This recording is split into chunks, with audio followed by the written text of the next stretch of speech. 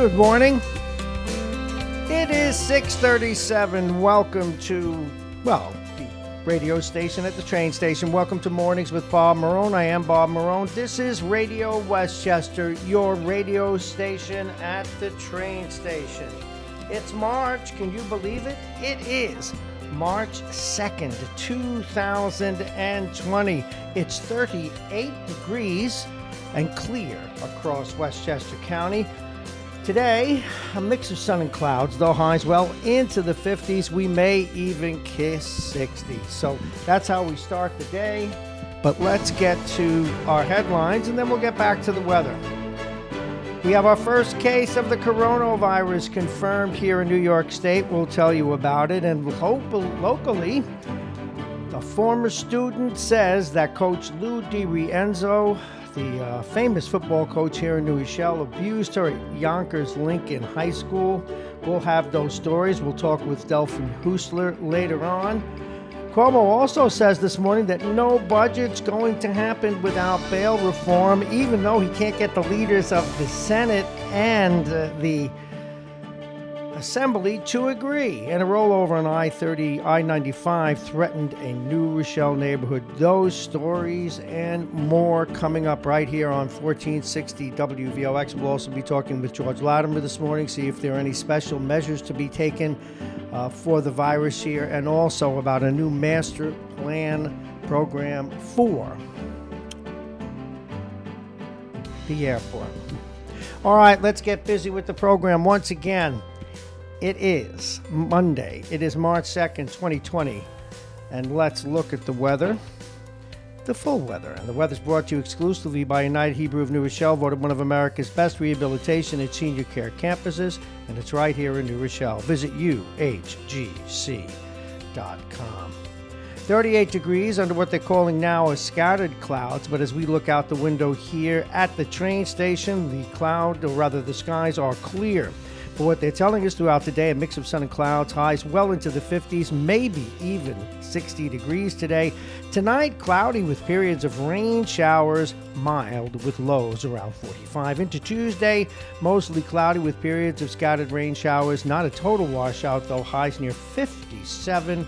Once again, that's Tuesday. And Wednesday, a mix of sun and clouds, high will be 53. So we're headed for a warm week, and hopefully winter will not return. But we've got a few weeks to prove that. Welcome to Mornings with Bob Marrone once again. It's going to be a busy show today. We have a lot to share with you. But let's get first to the virus issue. Governor Cuomo says New York's first case of the novel coronavirus has been confirmed. This from several outlets. The patient is a woman in her late 30s who got the virus when traveling to Iran. In a recent issue to Sunday evening, Cuomo said she is currently isolated in her home with respiratory symptoms, but is not in serious condition. She's been in a controlled situation, the governor said, since arriving in New York. The State Department of Health told News 12, one of the outlets who gave us a story this morning, that the woman is from Manhattan. Her husband's also being tested, but so far shows no signs of the disease. At 6:42. A woman charges in a lawsuit that Lou DiRienzo, who resigned recently as New Rochelle High School football coach, sexually abused her when she attended Lincoln High School in Yonkers back in the 80s. This while he was a teacher and football coach there. We did get some wind of this story several weeks ago when Mr. DiRienzo was negotiating his extraction, if you will, separation from the school district here in New Rochelle. This story by Michael Meany and Christopher Eberhard in the Journal News this morning.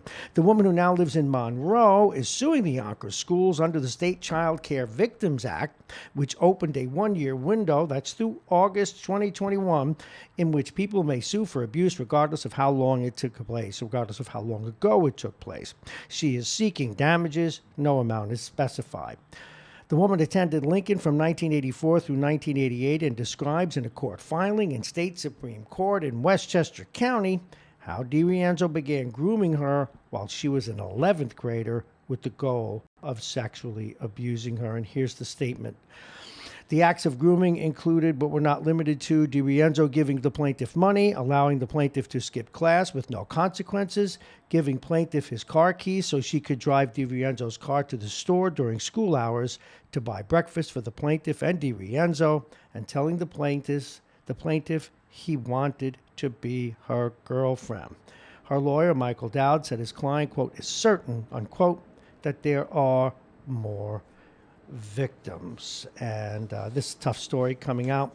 Of course, DiRienzo could not immediately be reached for comment. The Yonkers and New Rochelle school districts declined to comment. Now, as you know, DiRienzo resigned as a teacher and head football coach at New Rochelle High School effective December 31st. He had been reassigned in November after an incident at the high school related to an ill child. It is 6:44. New York's Governor Cuomo said Friday he will not approve the state budget without changes to the law that overhauled the state's bail system. Governor Cuomo, the third-term Democrat who often uses the state budget to push through his policy priorities, made the comments while speaking on public radio. His remarks could raise the stakes on budget negotiations in the upcoming weeks. The law eliminated cash bail for most misdemeanors and nonviolent cases in an effort to prevent poor arrestees from languishing in jail pre-trial for low-level crimes. Nonetheless, there are many anecdotal, real issues that have arisen in incidents where people were out on bail after violent or seemingly truly repetitive crimes and home invasion crimes and things of that nature, where the person walked free only to go out and commit another crime. Meanwhile, on the state level regarding this story, there was an issue in the New York, or rather an article in the New York Post, or rather the Daily News, I should say, over the weekend, showing that Andrea Stewart-Cousins, she is the state senator here in Yonkers, the head of the Senate, and Mr. Carl Hastie, he is the head of the Assembly. They do not agree. She wants the exceptions that the governor is calling for. Meanwhile, Hastie's saying he doesn't want to do it. So we'll see how that goes. Over the weekend, there was a high rollover. This happened Friday night on I-95, and it threatened the New Rochelle neighborhood. Tow truck drivers saved the day. Imagine it's pitch black and Interstate 95. This actually happened Thursday night. We didn't get the story till after we were off the air. The wind is shaking, an exit 615 sign, and you're on top of the back of a tractor trailer, which is hanging on the roadway down below 60-foot drop into residential neighborhoods. That was the vantage point of Vincent service station tow truck drivers as they pulled the driver from safety and managed to secure the vehicle. It is 6:46. The threat of a pandemic makes for strange bedfellows. So goes the story in the Daily News. Governor Cuomo praised the appointment of Vice President Pence as the lead official in the government's response to the coronavirus outbreak in the U.S. He said putting in the vice president was a recognition that this is a government-wide mobilization that's intelligent. Cuomo went on to say that, and for the state government, preparedness means you have to have a plan for almost every contingency. That's interesting. Now, just a note on that. We know that this president tends to withhold money, and I'm not talking about the obvious situation with a foreign country, which certainly that's fair game to call into question, but he's threatened to withhold money from New York because of the issue of our being a sanctuary city. Well, those are the same kinds of things that the governor is doing, using the purse to bring people into line, just to add a little balance to things around here. Okay, as we move on with some of the national news that we know you care about, a Seattle man, the first person to die in the U.S., he died Saturday from coronavirus. He's the first known fatality on American soil, and a nearby nursing home was on virtual lockdown after dozens of patients and staff showed symptoms of the fast-spreading disease. The biggest issue here is it's not known how the man contracted the virus, which has infected nearly 100,000 people and killed about 3,000, most of them in China. The unidentified victim was in his late 50s and was medically high risk with no known link to foreign travel. So that's what we know so far.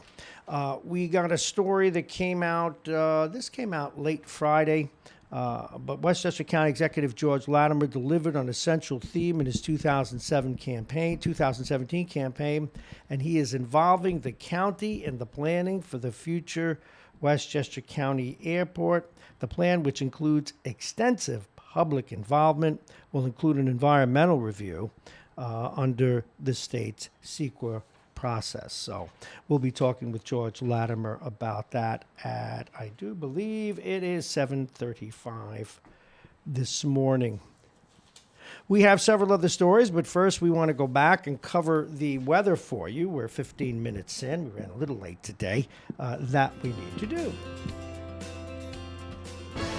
If you're just joining us, we remind you, this is Mornings with Bob Marrone. I am Bob Marrone. It is Monday, March 2nd, 2020. The weather is, well, nice. It's not going to be perfect this week, but it's going to be warm. Let's start out today. 38 scattered clouds, but I don't see them. But that's our official forecast from the meteorologist. Right now, it's actually clear, but they're telling us we'll have a mixture of sun and clouds as we get into the late morning. The temperatures this afternoon are going to get up to the mid-50s, maybe even 60, depending about where you are and where, if the sun continues to shine through. Now, tonight, cloudy with periods of rain showers, mild with lows around 45.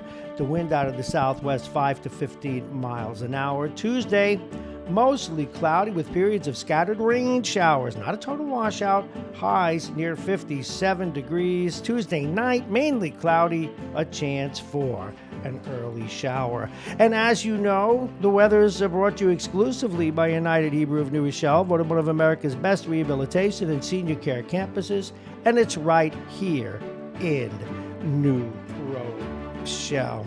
A little bit of commentary before we get into some broader stories and the sports and other issues of interest. And that is, the president's taking heat for some of his comments about the coronavirus. Well, first of all, he shouldn't be saying it's a hoax by the Democrats. I'm sure the Democrats, though, will take every chance to use this against them. That's a fair comment. But I need to share what I do agree with the president on, and that is we tend in this country to panic whenever these things occur.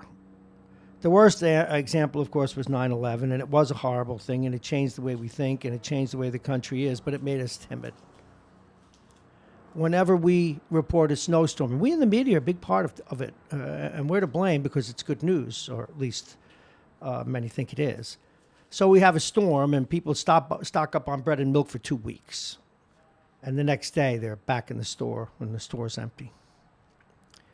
If we have a hurricane, only one time did any of these things meet. There were two in my tenure doing news. Of course, Sandy, and we lost power everywhere. And it was a great day for me because I got to do the classic radio late at night with just a candle and an emergency transmitter telling Halloween stories. But that was the only good thing about it. But other than Sandy, and I guess the other one was Irene, there was no need to panic. And even in those instances, if you stayed in your house and you were careful and you had a neighbor, you were all right. Now, this virus is becoming a pandemic. It doesn't mean that millions and millions of people are going to die. It's just cautionary. Now, is it possible that it can turn into a wildly upsetting and contagious issue that takes lives? It's possible. But really, on the surface, it doesn't seem likely, even as it has begun to catch on, as the president suggested. It could have the effect, not that that's a good thing, mind you, of another flu. I mean, this year, 16,000 people already lost their lives over the flu in the world. And so far over this virus, I think some 80 people have died. And this is not to say you shouldn't be concerned. It's not to say that we won't have to watch where we go or where we congregate or et cetera, and we should wash our hands. If you remember, maybe it was 20 years ago where the bird flu gave us this kind of concern. But where I agree with the president is we tend to overpanic. And so let's keep things in perspective. The odds of anyone listening to this getting this flu are pretty low, whereas some of you have already had the flu, if you will. So, and I called it a flu. I shouldn't. Right now they know it's a virus, and they're working very hard to prevent it. The biggest issue, though, and why my words could be turned into, well, Bob, you're wrong. Not that you're wrong, Bob, but your lack of concern is perhaps too conservative because it's morphed into something we can't stop and it's killing people. That's always possible. Viruses mutate. We don't have a cure for this one. We don't have a vaccination for it. It is an unknown, and that makes it more scary. So I just wanted to get that out of the way. I think the president's trying to say that. He's not the most articulate guy in the world. Again, he shouldn't blame the Democrats, though. It's not another Democratic hoax. It's the real deal. I just don't think we should be all obsessed with it. All righty, let's move on. A lot of other interesting things. Well, these are kind of like interesting if you care about the law everywhere. Utah is set to ease their anti-polygamy law. This is amazing. Polygamy wouldn't be a felony crime in Utah for the first time in 85 years under a bill that passed the legislature on Friday and appears to be supported by the governor. Lawmakers voted overwhelmingly for the proposal that supporters said will allow the 30,000 or so people living in the state's polygamous communities to come out of the shadows and report abuses such as underage marriage by other polygamists without fear of prosecution. We found that interesting. Now, here is a story that got your reporter angry. And I'm not going to read it. I'm not going to paraphrase it, but I'm going to explain it. And this is for anyone listening to this program who cares about their privacy. The FCC is fining some of the great names in phones, in cell phones and phone carriers, a total of $200 million. And do you know why? They have been tracking where you go and selling that information. And if you didn't know that, you should, and you should be angry. The Federal Communications story, and this was in the Associated Press, Communications Commission, rather, has proposed roughly $200 million in fines combined for the 4 major U.S. companies for improperly disclosing customers' real-time location. FCC Chairman Ajit Pai said during a news conference Friday that the fines amounted, now here's who they fined, $91 million for T-Mobile, whatever their little noises, $57 million for AT&T. Oh, it wasn't my carrier. Well, just wait. $48 million for Verizon. Verizon. I'm a Verizon guy. They took our privacy, folks, and $12 million for Sprint. Now, the carriers can object to the proposed fines, which could change. The companies didn't immediately return calls for comment. Location data makes it possible to identify the whereabouts of nearly any phone in the U.S. Now, that's just a byproduct of having these phone systems and where the towers pick you up, and law enforcement does use it. The carriers had apparently allowed outside companies to pinpoint the location of wireless devices without their owners' knowledge or consent, according to the report. After word of the fines leaked Thursday, U.S. Senator Ron Wyden of Oregon, who had investigated the carriers, said the fines were comically inadequate, and he's so right. Now, remember these kinds of stories whenever people lose their balance about regulations. Regulations can become so onerous that they ruin an industry. I get that. And it's one of the things that Republicans have militated against with good intentions for the longest time. But we must be careful not to take regulations away when they're needed or to put them in where they're necessary. And if you don't care about your privacy anymore, well, I don't know what to tell you. It is 6:57. This is Mornings with Bob Marrone. I am Bob Marrone. This is Radio Westchester, your radio station at the train station on this sunny Monday. And it's going to be a warm Monday. It's getting up to near 60 today, a mixture of sun and clouds. We continue with some of the general news we saved for you. Well, Buffalo is the latest Catholic diocese to submit to bankruptcy after their sex scandals. This out of the Associated Press as well. The embattled Roman Catholic Diocese of Buffalo filed for bankruptcy protection Friday, taking another major step in its effort to recover from a clergy sex misconduct scandal. And it's still hard for this church, even this progressive pope last week changed his mind about allowing certain people to marry, particularly priests in the Amazon, where there was a shortage. He got a lot of pushback from the conservatives in his church, and so he didn't move on allowing priests to marry. Now, if the Catholic Church wants to be relevant again, or more relevant than it is, it needs to take a hard look at the why.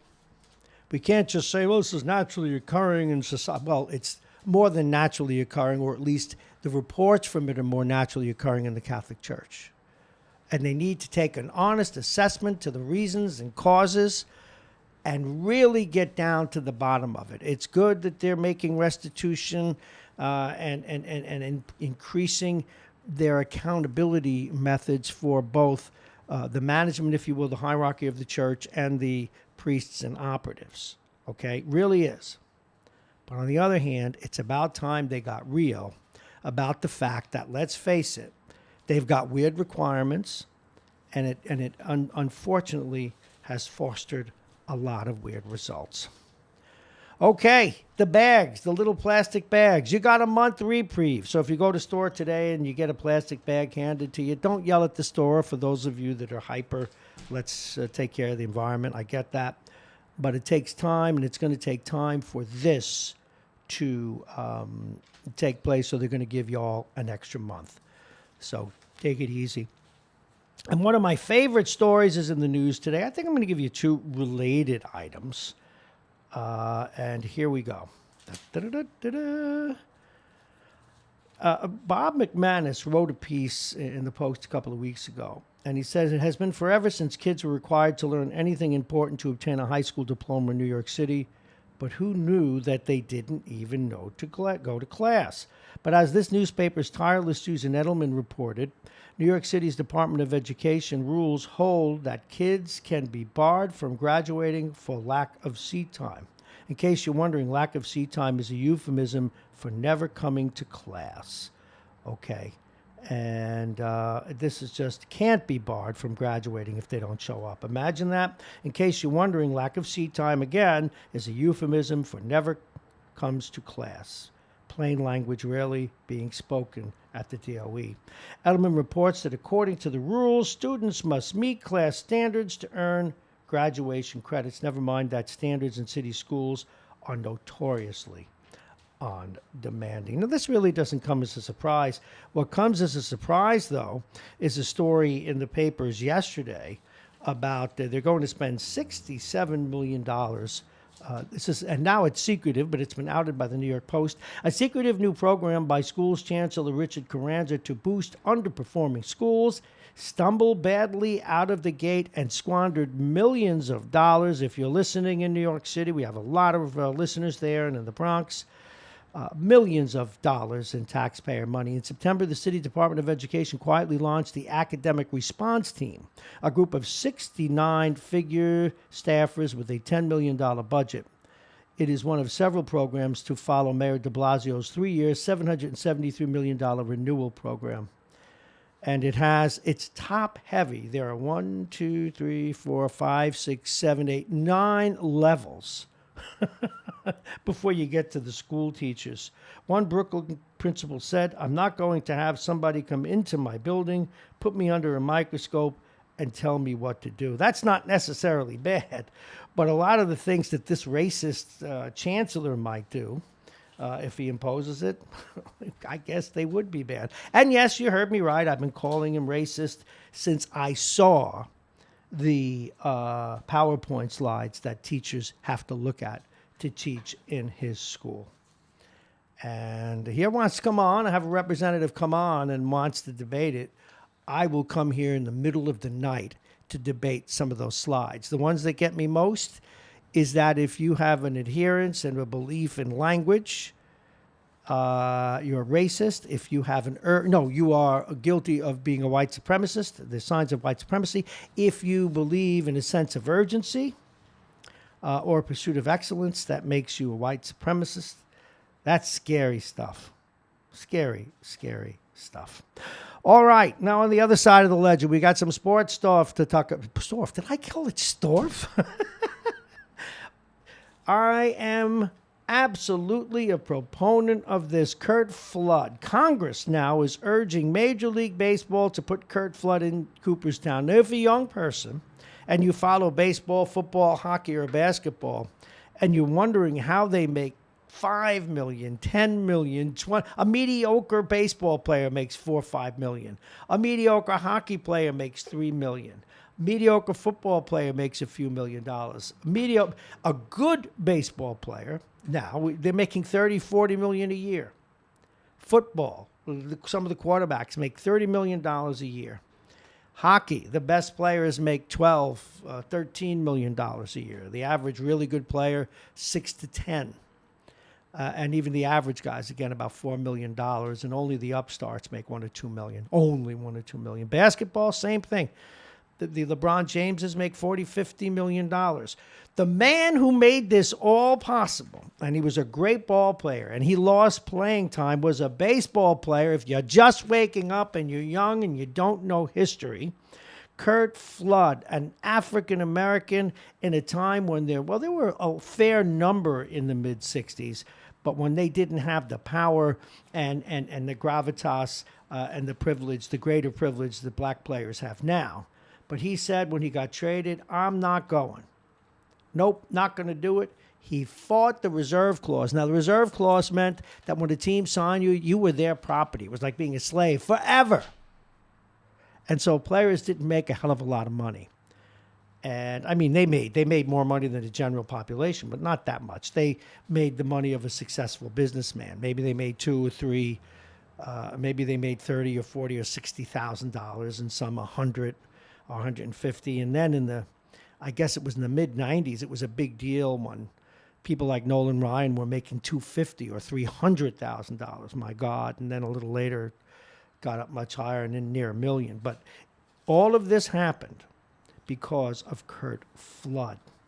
Now, his historical challenge a half century ago transcended baseball and the unions of the Major League Baseball, the NBA, the NFL, the NHL, and the Major League Soccer Player Associations have all joined in the statement.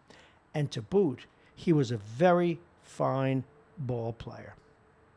Now, he died in 1997. His labor fight began with the 1970 holdout, and making 2020 the 50th anniversary of his protest, people are saying it's time to put him in the hall. No kidding.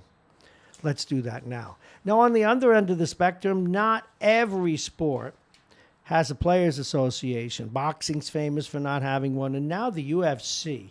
Great story this weekend about the UFC and the money that the fighters make is a crime. For example, in one, now they noted a number of different events, but in some of the major events, these guys are making $10,000 to show for a major fight, a championship fight, and then they get another $14,000 maybe for winning. But after they pay off their trainer and their training expenses, they don't have that much left. Meanwhile, there's a distribution being made right now of some $300 million to the people who invested in this. Oh, and by the way, that example I gave you, I jumped ahead, where the winning fighter got $25,000. The gate was $2 million. And this is the UFC. For those of you who are UFC fans, and there are a lot of them, and it's not like wrestling, it's a show, they get screwed too. At least boxing, for the top guys, they've managed to make the big purses pay them too, or the big events pay them too. Not so much in the UFC. Now, I'm not a big UFC fan, but I know a lot of people who are. You should be out there screaming. These are the men that are giving up their brains and their health and training constantly. Something wrong with it. Another sports story involving money. Tony Romo, The highest contract he ever had was about $17 million a year when he was playing. Well, guess what? He's now getting $17 million from CBS. $17 million to be a color man on their broadcasts. It is 7:08. We're going to go to break in just a minute. I can't believe the way we overdo baseball at spring training. Man, I love spring training. It's great. But if one more story gets written, there's a big thing. DeGrom is great. He got 6 outs in 2 innings. Cole looks like the Lord himself. He pitched a great card. These are the early days of spring. These are the best pitchers in baseball. They're supposed to look good when they come out. We don't need to have a big story about it. I guess the papers need something. Look at this. DeGrom got 2 stories in the Post, for God's sakes. So, meanwhile, the Rangers got their butt kicked. Oh, my goodness. 2 games in a row. And I must say, Friday, I predicted that they were going to run into trouble with the Flyers. I didn't bet against them because I didn't want that pain. But the Flyers are a better team right now. And for those of you who are Ranger fans, they lost 5-3 yesterday and 5-1, I think it was, on Friday. They are in trouble in terms of making the playoffs. Had a great year. They still have a shot, but don't hold your breath. All right, let me see if I have anything else I want to say in sports before we move on and take a break. Oh, yeah, this is pretty cool. Yeshiva secured its second NCAA bid in winning its 27th straight game. And the top-seeded Maccabee team defeated number 2 Purchase, right up here, SUNY Purchase, 86-74 in the Skyline Conference Final at the Max Stern Athletic Center on Sunday. The victory gave Yeshiva, which has its main campus in Washington Heights, its 27th straight win. And that's Division III NCAA basketball. Good for them. All righty, we're going to take a break. You're listening to Radio Westchester. Actually, you're listening to Mornings with Bob Marrone. I am he. It is 7:10. We'll go to the weather in a little bit, but I want to give you the headlines the guest today. Vince is going to come on about 7:20. George Latimer's with us this morning. Jake is coming on at 6 o'clock to hold me accountable for my picks and talk about some of these sports stories we mentioned. We're going to share more news with you at 8:20, some of it regarding the just passed I'm sorry, I just got a note here across the desk. The Black History Month. Alrighty, I'm back on the. My brain has returned. Alrighty, so we're going to do that at 8:20. Delphine Husler, he is the managing editor of the Yonkers Insider. He's going to talk with us at 8:35, and we are going to talk about Coach DiRienzo's issues here in New Rochelle and Yonkers. Tom Abenante joins us at 8:50, and Bob Cox joins us at let me get this. Oh, this guy wants me to call him. I will. Bob Cox joins us in the 9 o'clock hour. And we take a look at the weather. The weather is brought to you exclusively by United Hebrew of New Rochelle, voted one of America's best rehabilitation and senior care campuses, and it's right here in New Rochelle. Visit UHGC.com. It is 38 degrees right now. Forecasts tell us we'll have, though, sun and clouds later today. We have a clear sky at the moment. A mix of sun and clouds getting up near 60 tonight, cloudy with periods of rain showers, mild with lows around 45 degrees. Tuesday, mostly cloudy with periods of scattered rain. Not a total washout, though highs near 60 once again. And Wednesday, a mixture of sun and clouds. The high will be 53. And the top of the hour is brought to you by Aging Issues Management, the law firm of Payne & Kahn, Dominic's Fine Cigars, and Plug-in Virtual Reality. And let's do a reset. We are going to get a hold of our buddy in just a moment. He's been trying to get through while we've been doing the news, and he is, of course, Tom from Pelham. This is Mornings with Bob Marrone. I am he. Now, tomorrow night, from 8 to 11, we will cover here on Radio Westchester, we will cover the Super Tuesday results as they come in from across the country. We even have a map here that we're going to look at. Oh no, that's the. I showed you the map of the coronavirus, which we'll talk about later. I actually have here in my little stack of fun the map showing what states and what votes will come in on Super Tuesday. We'll get people to talk about what. In fact, tomorrow in the morning we're going to get our good buddy Andy Spano to come on and talk about how super delegates work. You're going to find that interesting. But right now, you're listening to Radio Westchester, yet another morning show. We are the radio station at the train station. Stay right there.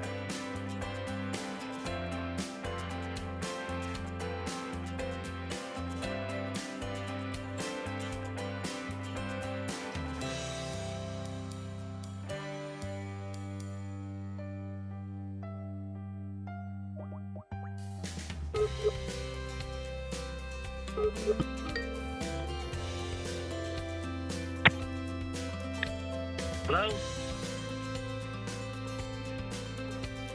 Good morning. Good morning, Thomas. How are you? Tom from Pelham is Great. on the line. We saw you trying to get through and we got back to you. Welcome to the program. What's on your mind this morning besides the Isles having a little bit of trouble?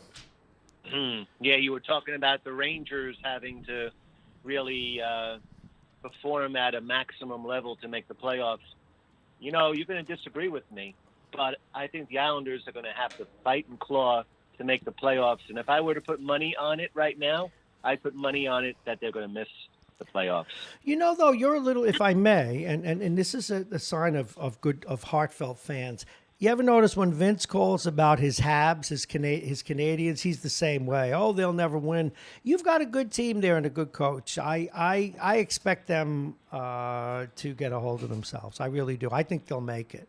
But you're right. Do you remember the 17-game streak that they went on where they got points in 17 straight games, 15 wins and two ties, right? Mm-hmm. If you pull that section of the season out of their record for the year, they're an under 500 team, and under 500 teams do not make the playoffs.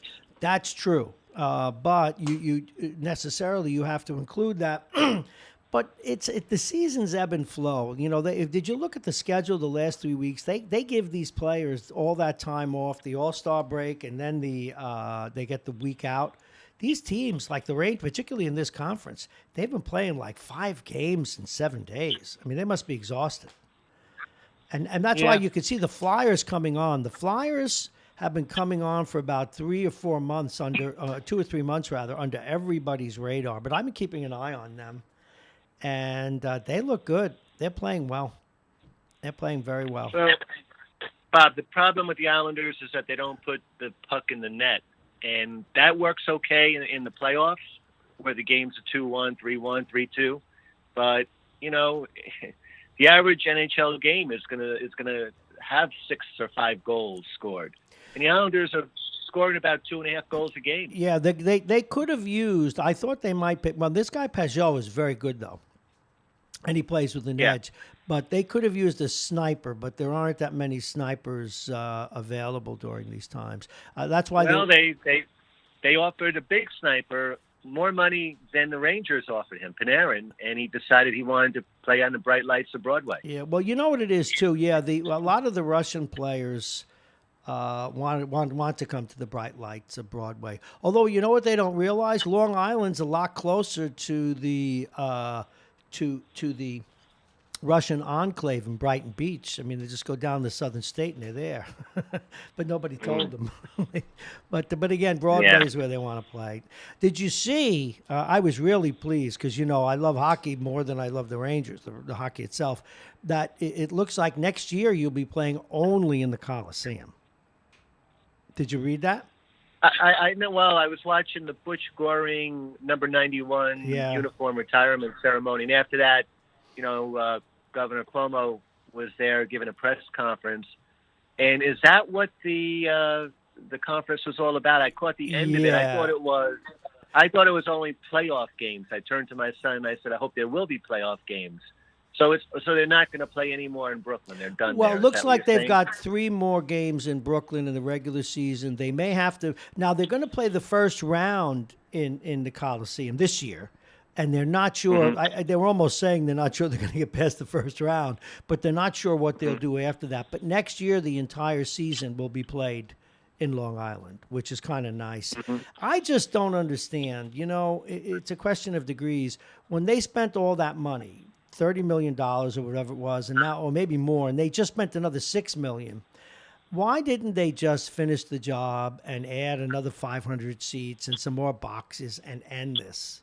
They should have done that, and I'm disappointed that Nassau County didn't get involved. But even so, Bob, I'm sorry. Nassau County did get involved, and they didn't want it to be done. That guy, Charles, what was his name? He passed away. The former owner. Oh yes, Charles Wang. Yeah, he had a grandiose plan. The project was called Lighthouse, and it was going to be a major development right there. The arena, the shopping, the hotel. It was a major project, and it got shot down by the county. It's unfortunate because that is a centerpiece of New York sports and the absolute icon of major athletics for Long Island. Just too bad. But it looks like they'll come back, and they're going to get their other rink in Belmont. But anyone who's ever been to a game in the Coliseum knows that it is the Islanders' home. And it's a great atmosphere, and I always loved that building. I told you I went to like the first game there. I even went to a pregame there. It was a big. See, I'm older than you are, and as Anthony likes to remind me of all the time. And myself and Vince, the aforementioned Vince, he and I went out to the meet and greet before the Islanders opened the doors, and we met. Well, I didn't know you did that. Yeah, and we met. In fact, I should. This is him. I'll put him on with us. Hold on a second. We met a whole bunch of the guys that they drafted. Some of the guys that were at the end of their careers, but I remember most notably we met Bob Nystrom and Lorne Henning, and they. Oh wow! Yeah, I became a Nystrom fan that day. Could have been nicer people. Let's see if that's him. Vince, is that you? It is me, Bob. Good morning. Good morning. Have you been listening to Tom and I talking hockey? Yeah, I have. Butch Goring and I were born on the exact same day. Oh, but he's still but he's still half alive. Oh boy. Yeah, tell him we about we both have the same amount of hair, by the way. Yeah, tell them about the night we went out there, Vince, and how nice. But remember, Bobby Nystrom was the guy that told us that John Davidson was the best junior goalie in hockey before St. Louis drafted him. Remember he told us, he said, "This guy Davidson is great. Wait till he comes." It's a shame, this whole thing with them moving to Brooklyn. At first I thought it was going to be really good. Then the rink turned out to be garbage. Oh. And the way the people were treated, the Islander fans in the Coliseum love to get down by the glass during practice and watch the team and all that. And in Brooklyn, they weren't allowed to do it. It was a whole mess. But I agree with you, Bob. I wish Charles Wang would have been allowed to do that development. They would have had a beautiful rink. Yeah, it was Tom. Tom was the guy, yeah. And they would have been able to stay there. I guess they're getting some kind of special dispensation now. No, they actually spent another $6 million to add some seats and to spiff it up. But the real issue is there aren't enough. I think you got to have more than 15,000 seats. 14 plus. And there are not enough boxes, luxury boxes, the revenue for luxury boxes, that the NHL won't approve it. Yeah. So, what do you think, Tom? What do you think about that? I'm sorry. What do I think about what? About that they should have spent just a few more $1 million to put the luxury boxes in. That's number one. I agree. You said it, Bob. That is their home. And I agree with you. I mean, I'm okay with them now going to Belmont and creating a new home. At least it's somewhat on the island, right? I mean, it's not Long Island per se. It's Queens, right? Well, actually, it's right across the border. It is officially Long Island, but it's literally a block away. But I would think that this is going to be, if they're doing it right, it's going to be a tremendous arena. Maybe it will help the team attract free agents. That's true. It's they'll probably get an all-star game within a couple of years of it being opened. So it might promote the area and promote the franchise. A question for you, Tom. This is good. I love opportunities like this. Now, Vince was a goalie and took a little too many to the face mask. So he's a Canadian fan. How does a boy grows up here in Westchester become an Islander fan? Okay, it's a good question. In the very, very early stages of me watching hockey, there wasn't a team called the New York Islanders. Right. So I was watching the Rangers, and it was maybe for a year or so I was watching the Rangers. I remember they had the line with Hatfield and yes, Gilbert and Rochelle, sure. Right, you could rattle off the names. Somebody took me to a Ranger game at the Garden. We sat all the way up the top. I remember I could barely see the players down there. And then the Islanders were born, and I became an Islander fan like right around 1975.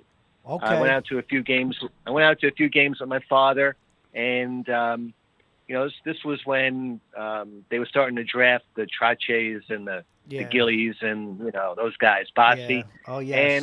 And then when the playoffs began, and in the early years in the playoffs, they were doing okay, but they weren't really winning many series.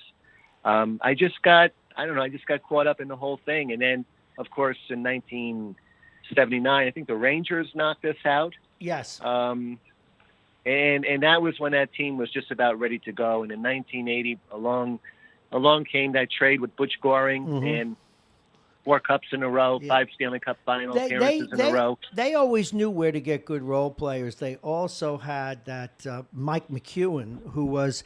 It was before there were a lot of rushing defensemen, and he was a guy who would have been great in this era. He was considered mediocre plus, but he was a really good rushing defenseman, and he made a big difference on their blue line because the blue line was very defensive other than for Potvin. Made a big difference. Yeah, you make an excellent point because there was a series where they were about to get knocked out. I think it was after their second cup. It was their third year, and they were playing Pittsburgh, and they were down 3-1 with like 5 minutes to go, and that was when Al Arbor pulled out, I think it was Billy Smith, and put in Chico Resch, and he used to get time to warm up the goalie, and now they can't do that, of course, anymore. The backup goalie comes in, he comes in cold. But Mike McEwen made a few major plays in that game at the end. Yeah, he could carry the mail. I remember him racing in to keep a puck in the zone, and that led to the second goal.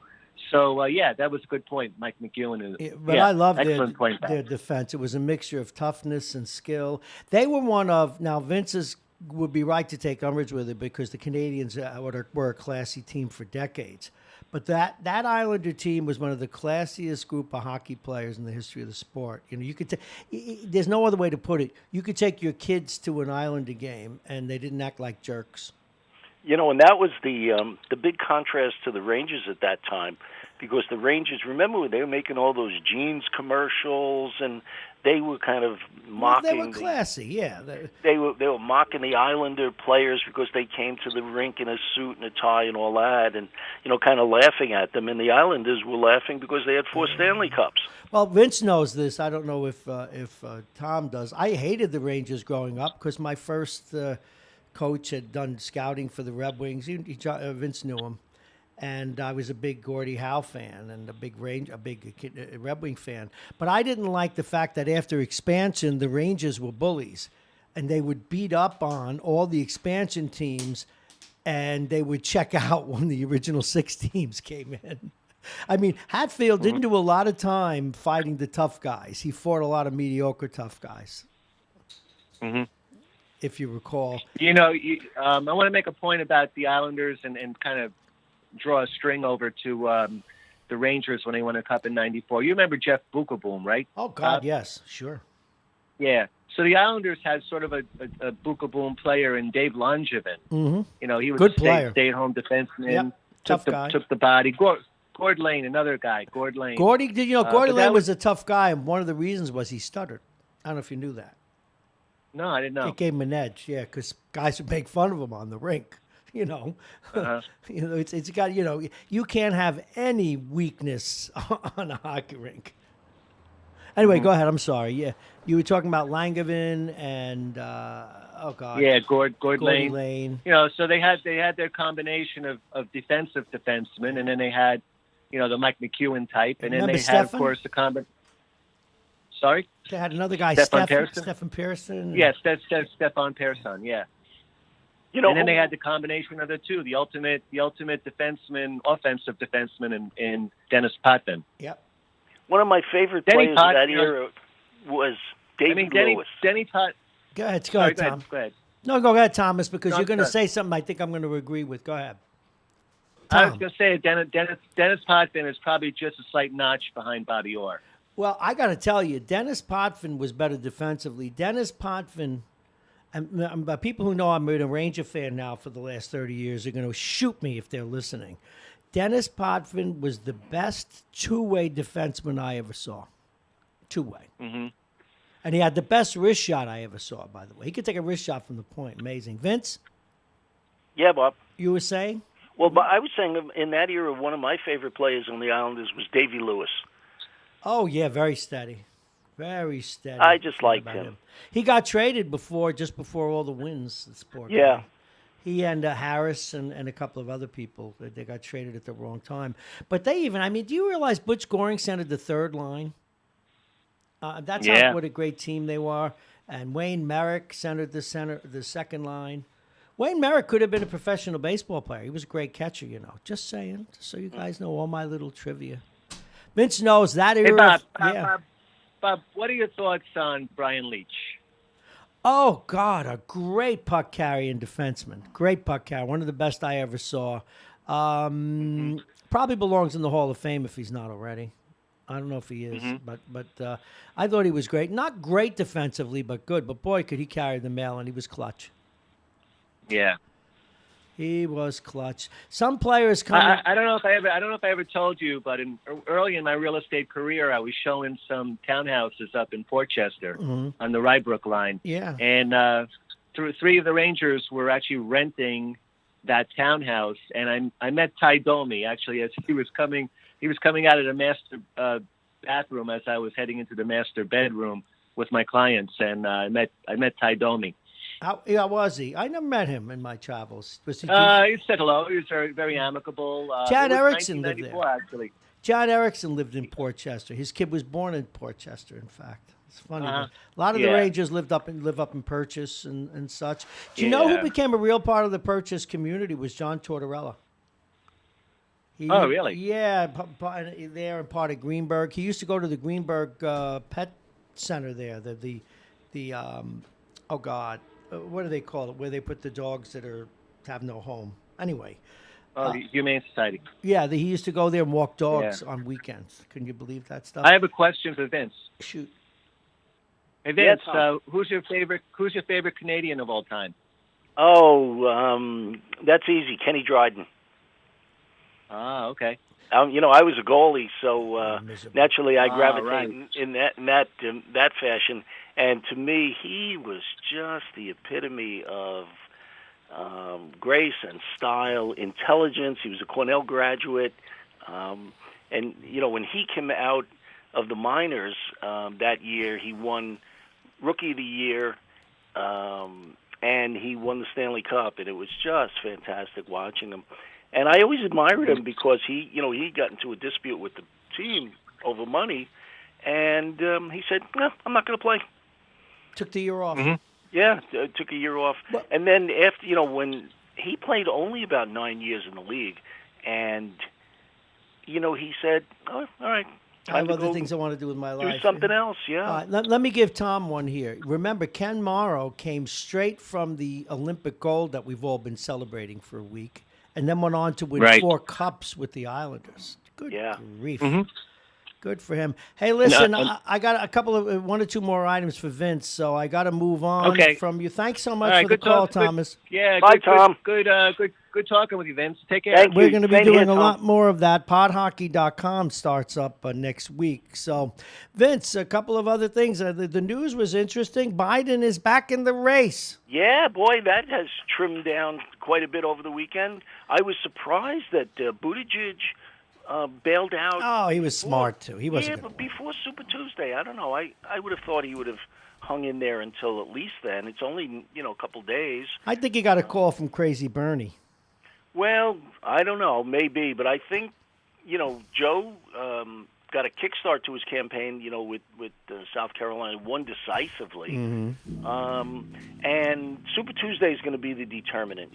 They're going to go head-to-head pretty much, and they're going to see if Bernie's going to be the nominee. All of the analysis that I've read says that Bernie's going to be the winner in Super Tuesday. That's not what I'm getting. Is that right? Yeah, I'm getting. I think Biden's going to come out. Actually, I'm disappointed in a way because Mike Bloomberg was my choice. But I got to tell you, even in the Post today, they go out of their way to try and support Bernie because they want Bernie to win badly, and they keep underscoring Bernie's getting screwed. Bernie's getting screwed. Well, do they want Bernie to win the election, or do they want Bernie to win because Trump can beat him easily? I'm going to hit you with a duh there. They know that he's their ticket back for 8 years. See, somehow I'm looking for Michael Bloomberg and Mr. not the one to be vice president and Biden to close ranks somehow, but financially or whatever. I think with Bloomberg, it was way too late. All the ads notwithstanding, people just see him as this newcomer to the process. He missed the first 4 primaries, and I just don't think he's got enough to get him going. They said that about Bobby Kennedy until he won California. But he doesn't have come on. There's no comparison. Yeah, but still, I knew Bobby Kennedy. Bobby Kennedy was a friend of mine. Oh, and get out of here! What's wrong with you? And Michael Bloomberg. You shouldn't drink this early in the morning. You shouldn't get. Oh my goodness! No. You're talking about one of the most popular people. I know, but still, money's popularity now. Where have you been? Yeah. All right, listen, I got to get the county executive. Hey, tell George one thing. I really like George. He's doing a good job.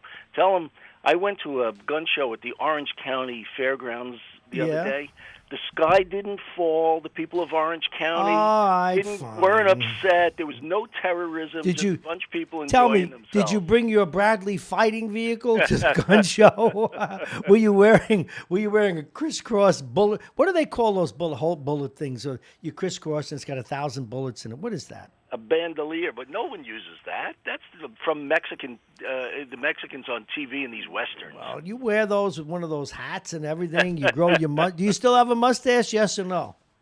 Of course, I got a mustache. El bandito. Take care, Vince. We'll talk to you right. tomorrow. I love George. Bye. Bye. You're going to pick on the poor county executive. He's got to worry about the flu and everything else. He should be. In fact, there he was. How did I miss him? Did I miss him? No, he'll call any minute.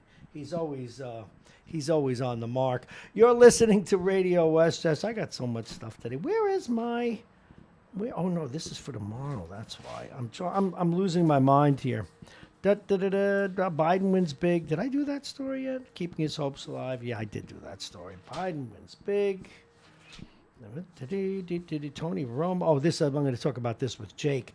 Tony Romo, Jake, $17 million. The guys at the top of this food chain get all the money. I scrape for government cheese. This is something's wrong with this situation. Oh, God. And where is that story? Carranza, racist. Where the hell have I got here? I had this other is that yes, that's Latimer calling. Okay, decline, accept. I'm hitting the button. Not now. Accept. There he is. All righty. I am going to do away with this one particular application, folks. But as we mentioned, he joins us each and every Monday at this time. He's the county executive. Please welcome George Latimer. Good morning, county exec. How are you? Good morning, Bob. I'm here at my dry cleaners, dropping off and picking up. So it's just a normal day in Westchester. Just a normal day. Westchester people.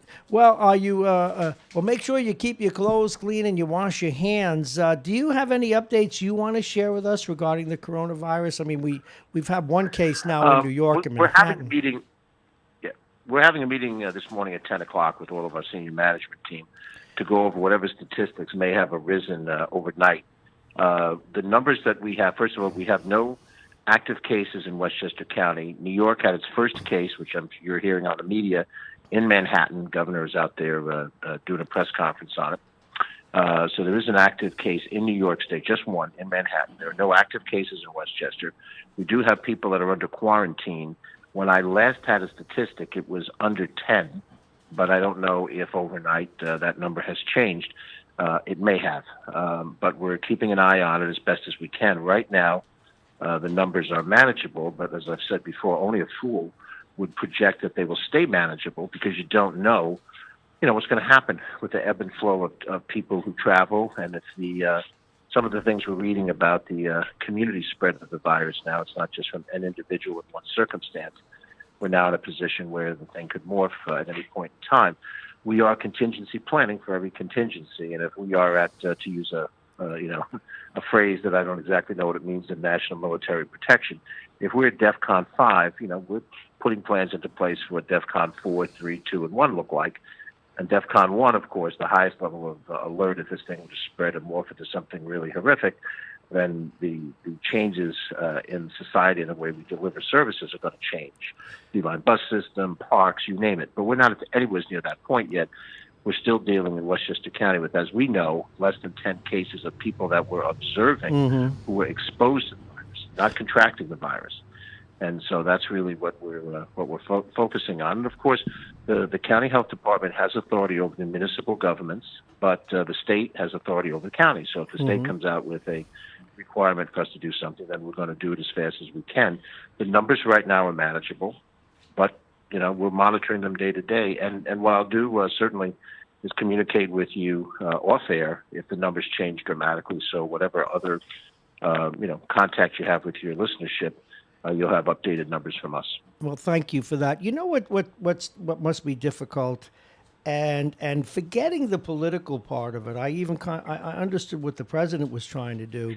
We have a tendency to panic, and on one hand, you don't want people to panic because this could be like as the president suggested, like a wave of the flu. But on the other hand, it could morph into something worse, and it must be hard to measure the message you want to get out there. It must be very difficult. Right. Well, it is, and I think the first thing is that there's a legitimate political debate on policy issues across the board. That is what freedom is and should be, and so I don't avoid the fact that many issues in government are political. Yes. This is not one of them. Right. This is one where science should drive the trade, and frankly, it's embarrassing, and I know there are people that are going to be angry because I'm being negative to the president. I don't think you should even have a wisp of politics involved in this. No. Because there isn't. There isn't a Democrat alive that wants this thing to morph to hurt the president. That's insanity. And to say it is to be political. From our standpoint at the county level, we have discussed the issue with local officials, Republican and Democrat. We are moving with cooperation and involvement of all of the players in the game, our police professionals, our emergency services professionals, and there is no, and I mean no, political element to discussing these things. And of course, those of us who are not medical doctors, who are not scientists, we're not in a position to be able to make the assessment as to how good or bad this is. However, what we need to do when we communicate to the public, you and I talking today, when we did our press conference last week, is to show calm and to be realistic about it. What I've just said a few minutes ago, we are at this level of emergency. We might move up the ladder to a higher level of emergency. We're planning as to what we're going to do if that's the case. And I think that's the plausible, prudent way to respond to this, is to say, because people do get nervous, they get upset, they worry. And of course, Westchester's filled with very intelligent people. And intelligent people ask intelligent questions, and they want the answer right now. Yep. Right now, not later, now. That's exactly and I the want way to know it with is. specificity, now. And that can't always be done. I absolutely I've talked understand. to a few people, and I've had to say to them, sir, ma'am, please, I understand you're a senior manager at your financial institution. You're a brilliant person in your own right. But you're asking questions about medical science that medical science hasn't given to us yet. They haven't told us that here is the vaccine. Here is the... Oh, I think I lost the county executive. His phone... No, you haven't. I'm still here. Oh, okay. I'm still here. What, you moved to the car? You got your dry cleaning? Yes. Dry cleaning is in the car, and I'm in the car now. This is one of the few times where I say I try and give advice to the county executive to his credit, he eschews having the driver and the police detail and all of that. But wouldn't it be nice to just be dropped off to pick up your dry cleaning and stuff? Because we need you on the job. Yeah, it would be nice. But, I know the way you you're are. very nice about that, Bob. But, when I was an assemblyman and a senator, I had no driver. I had no driver as a county legislator. I had no driver when I was in corporate life. So no driver isn't anything that I'm missing right now. No, I know, but there are times, and I'm of course my tongue's in my cheek. I wanted people to know the way you are, but there are times when it's very efficient. Back in my executive days, when I had to fly out to a city, but I had meetings going like right up to the edge, there was nothing better than having that black car out there. Where I could run out to and go to the airport. Speaking of, what a great segue, if I don't say myself, County Executive. The other day you were in the news talking about the inclusiveness that you intend to have over the review of the airport. Can you tell us a little bit about that?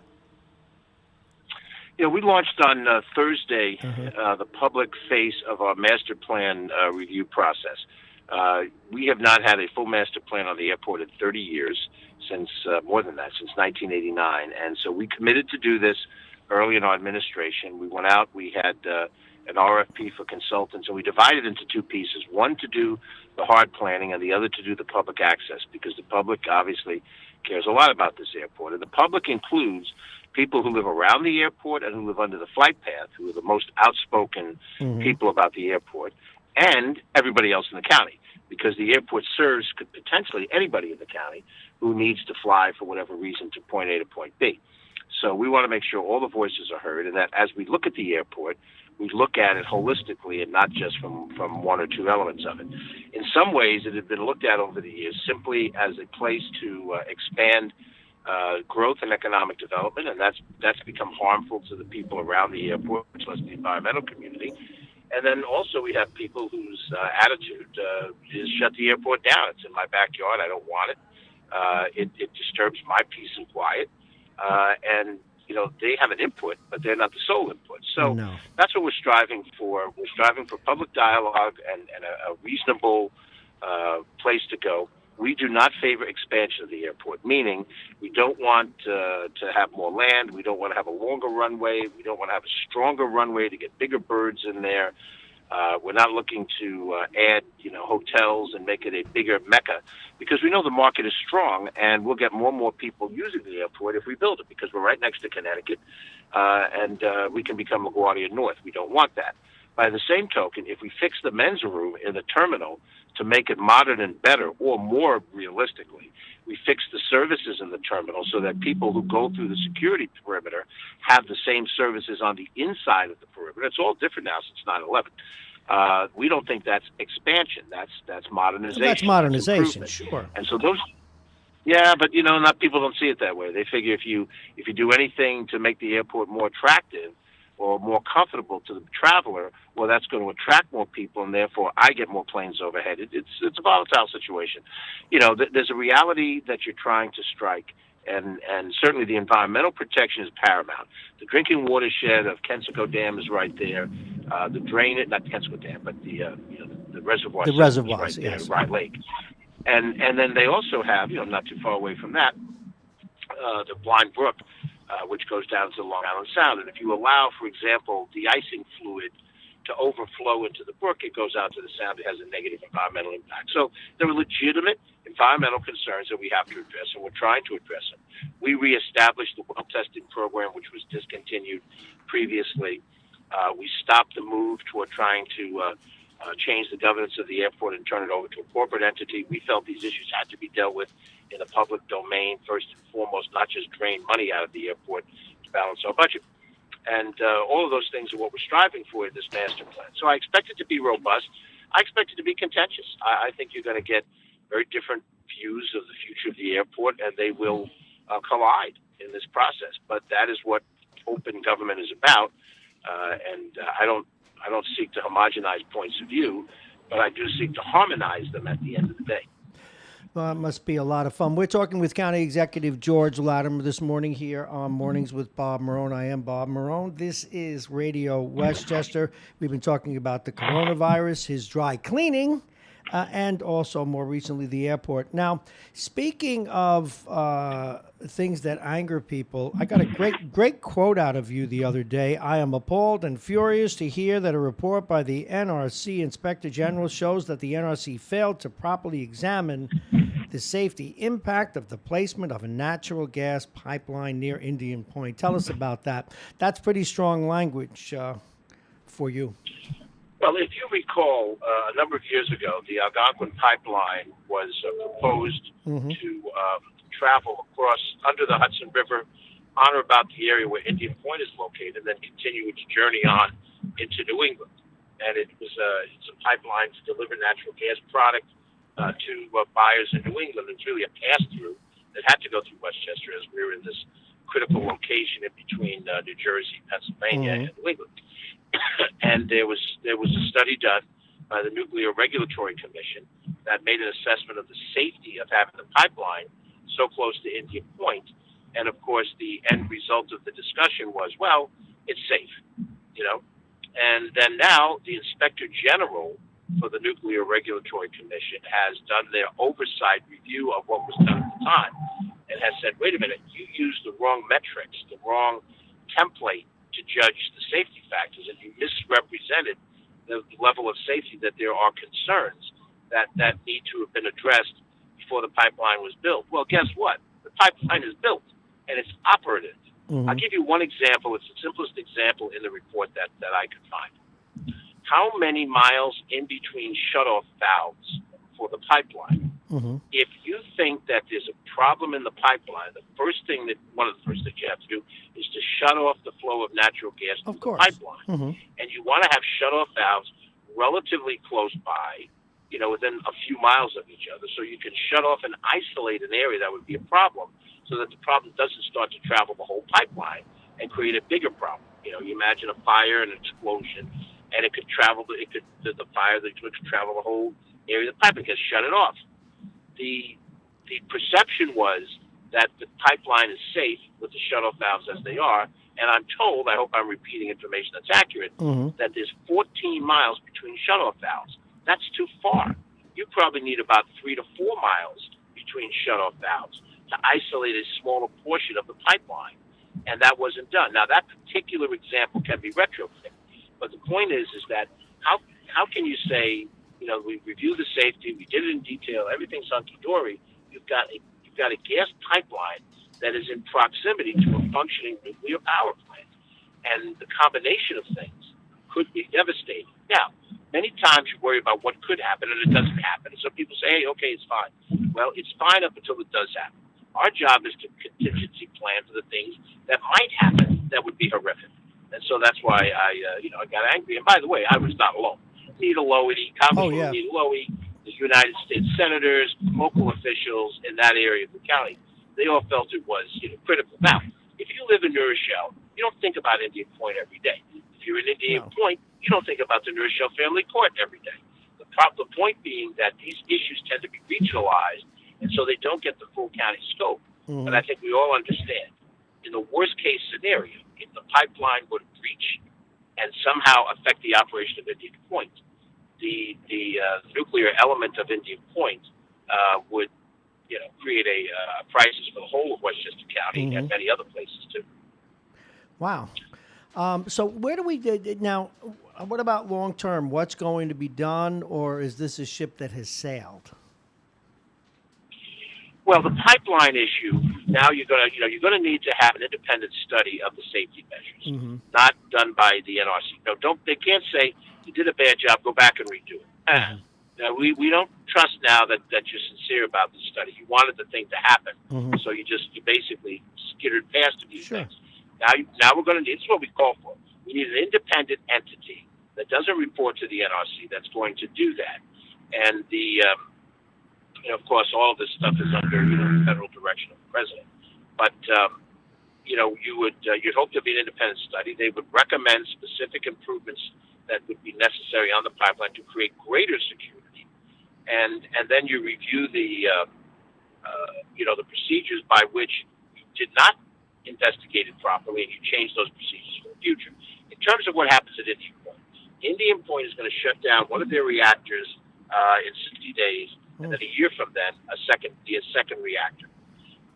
They intend to sell the land, the whole entity, Yes. to a company called Holtec. Yes. And Holtec would decommission the plant, and we are, as an interested party, trying to scrutinize Holtec's experience, what their operational function was, to make sure that they're the right partner. But keep in mind, the decisions are going to be made by the federal government, not by the county, not by the village or the town, not even by the state of New York. The state has some authority while the plants operate under the Public Service Commission, but once they shut down, the control of it reverts to the federal government. And again, I'm not looking to start trouble, but this particular federal administration is not worried as much about the safety concerns of these facilities. So we're going to have to look very carefully about what comes next and how it gets resolved. George Latimer, our guest county executive here in Westchester County. How did the job fair go yesterday? I know you had your annual job fair for the Playland. How'd that go? Get a good turnout? Do you know? It went very well. We always get pretty steady diet of young people who are looking for summer employment, and Playland could be considered one of the top couple of Playland summer jobs that a young person can get. Lifeguard at the beach is kind of a fun job. You get to interact with people in your own age category. Playland can be that as well. For us, it's also a major employer of minority youth.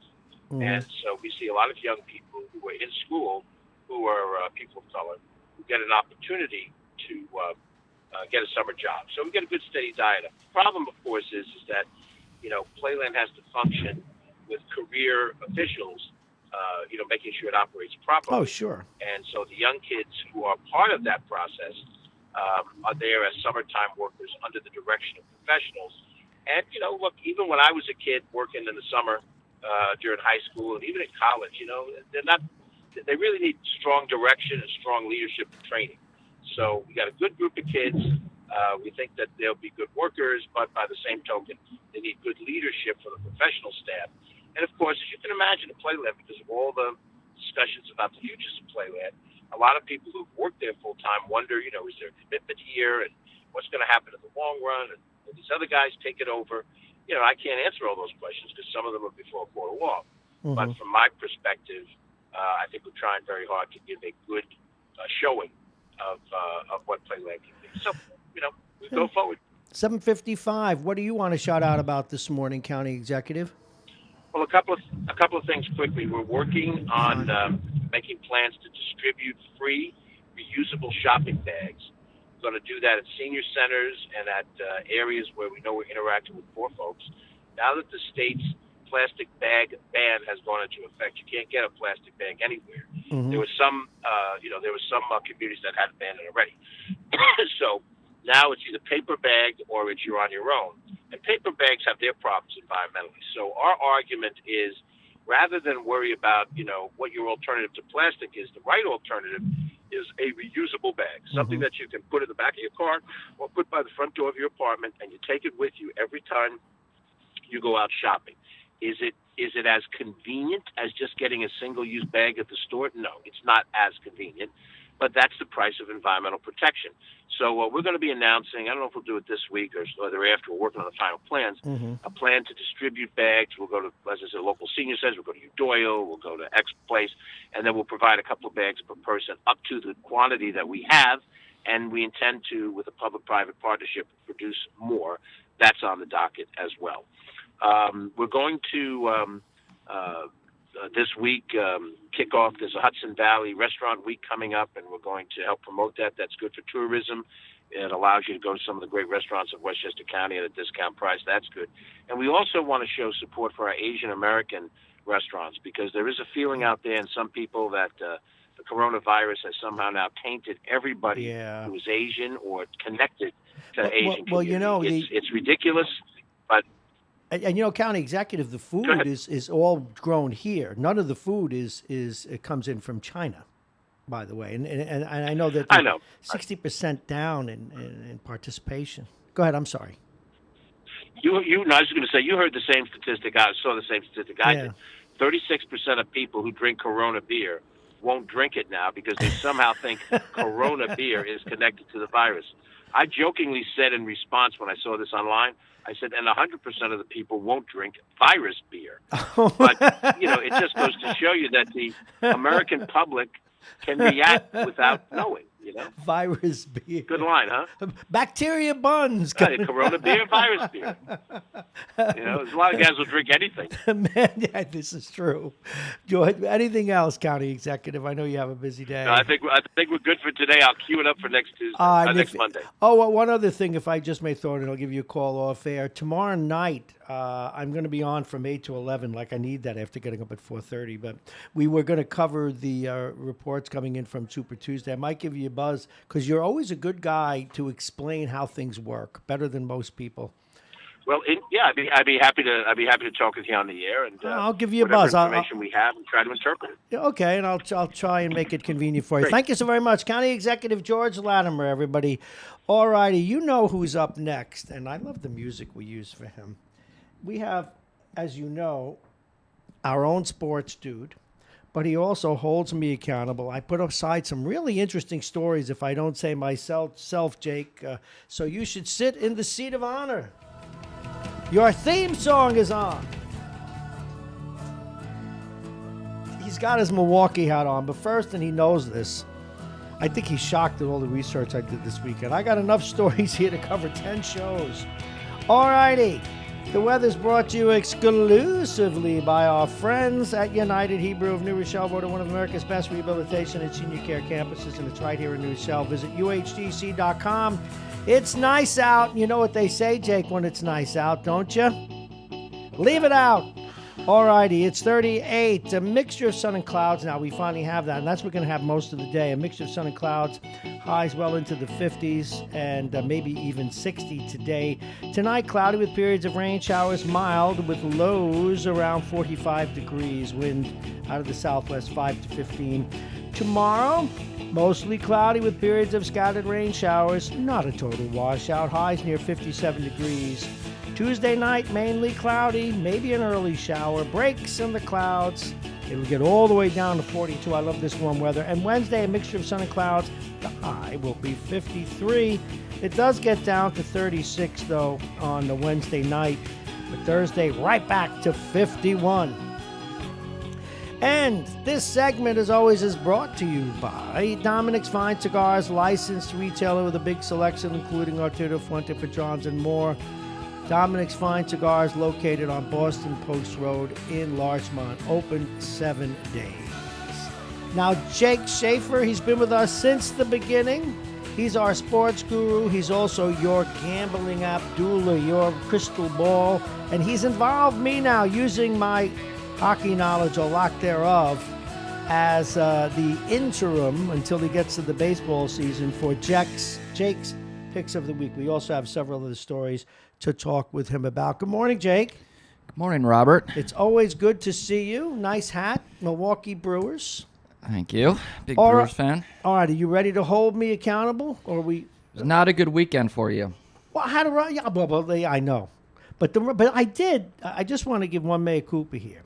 If you remember, I told you. Whoops, I got to get you in there and get this out of your way. I did tell you, though, that I felt the Flyers were going to beat the Rangers, but officially I go with the Rangers because it's just, I didn't want to. And they beat them twice, too. I didn't like being that right. But tell me about the rest. So that's one loss. How did I do? What was the... You got one win. You were 1-4 for your Friday picks. Pretty... Do you mind if I do a Donald Trump here? Fake news. It's a hoax. Got it right here. You hate me, and that's why you did this. You are a Democrat or a Republican, whatever you think I'm not. You whiffed on the Rangers, the Blue Jackets, the Penguins, the Sabres. You hit the Avalanche. I went to too many. Did a lot of underdogs. I did. Ruff! All right, I'm ready for the Our trusty intern was 3-2. So where are we the season? Now? You are 24-17. Nick, the intern, is 24-16, holding a lone loss over your head. This kid is tied with me almost. He's beating you by one. Okay, what's tonight? Let's go. Small See, slate. now no sentiment. No sentiment. I did the Blue Jackets and the Rangers out of sentiment. No more now. I'm going to go hard, cold. Cold. Only 2 games. Ice in my veins. Only 2 games. The Avalanche are in Detroit playing the Red Wings. Avalanche. Huge favorites. Avalanche. And the Predators are at home playing the Oilers. The Oilers. Give me the Oilers. All right. Locked in. All righty. A lot of stories going on. Did you see the piece? I don't know if you heard my monologue today about Kurt Flood. I did not see it. You know who he is, right? Yes. Was it about his being in the Hall of Fame? Yeah, he should be in the Hall of Fame. You know these things we're going to be talking about next, all these salaries in sports, etc. He made it possible in 1970 when he risked his own career to challenge the reserve clause that said you're basically owned by the team that signs you forever. And they controlled how much they made. They busted unions. And he also was a great ball player as well. How do you feel about that? And shouldn't players be grateful to him? Oh, I would think so. But I don't know I don't know if that really should affect his Hall of Fame candidacy. Well, maybe as a builder. I guess. I don't know how he was a good player. I know that. I don't know if he was a great player. I don't think I'd really go out of my way to get him into the Hall of Fame. He made 3 All-Star teams, winning 7 consecutive Gold Gloves. Flood's career was highlighted by his activism, though, against baseball's reserve clause. See, I think that we've got, a guy I've had on the show, and we'll be getting back soon when we start podhockey.com, is Mr. Brooks, and Larry Brooks from the New York Post. And he's in the Hall of Fame because he reported well. There are men in the Hall of Fame because they erected a part of the baseball infrastructure that made it what it is today. To me, he has to go in. But it's a fair debate, by the way. Of course. But here, I don't have the whole here. Just check it out. Take that with you. All right. I got more. Were you aware, because I was not until I read the story this weekend, that the fighters in the UFC are paid so badly? The fighters? Yeah. I know it's not a big ratings grabber. But it has loyal fans. Well, they just came. They're going to make a $300 million profit distribution, dividend, if you will, to their investors. Now, I realize investors, and that's the way baseball used to be. I realize investors should be compensated because they risk their money, and I've done it here at this radio station, and I get that. But the fighters are the show. You know, this is anecdotal, but one of the recent championship fights, the guy got $10,000 to fight and $14,000 to win.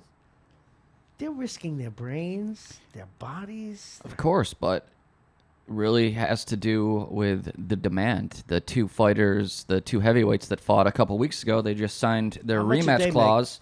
How much did they make? Do you know? I would assume they both made close to $40 million. So, do you think? You sure about that? Are you talking about boxing or the UFC? Boxing. Oh, boxing. No, I'm talking about the UFC. Well, if you're getting the kind of pay-per-view buys for the UFC, then they'll make more money. I could care less about the UFC, No, I don't care about the UFC at all, but I care about athletes being paid. Well, pick another profession then. If no one's really that interested, if you don't have a huge fan base and you're not going to get all the pay-per-view hits, then pick another job. See, what I'm saying is, according to this, if you've got $300 million to distribute for an annual profit, you could have been playing your players a little better. At least that's my take. But well, I couldn't name. Could you name one UFC fighter? Yeah, that McGregor guy is the only one. And he makes hundreds of $1 million a year. Are you sure? Yes. Okay, well then, all right. He gets the pay-per-view. The people pay to watch him fight. So that's all. That's fair to me. Well, that's fair. Well, I don't know. You always got to take care of the people at the basic rung because they got to fight someone. That's one of the things that baseball really eviscerates in the way they pay minor leaguers. It's just terrible.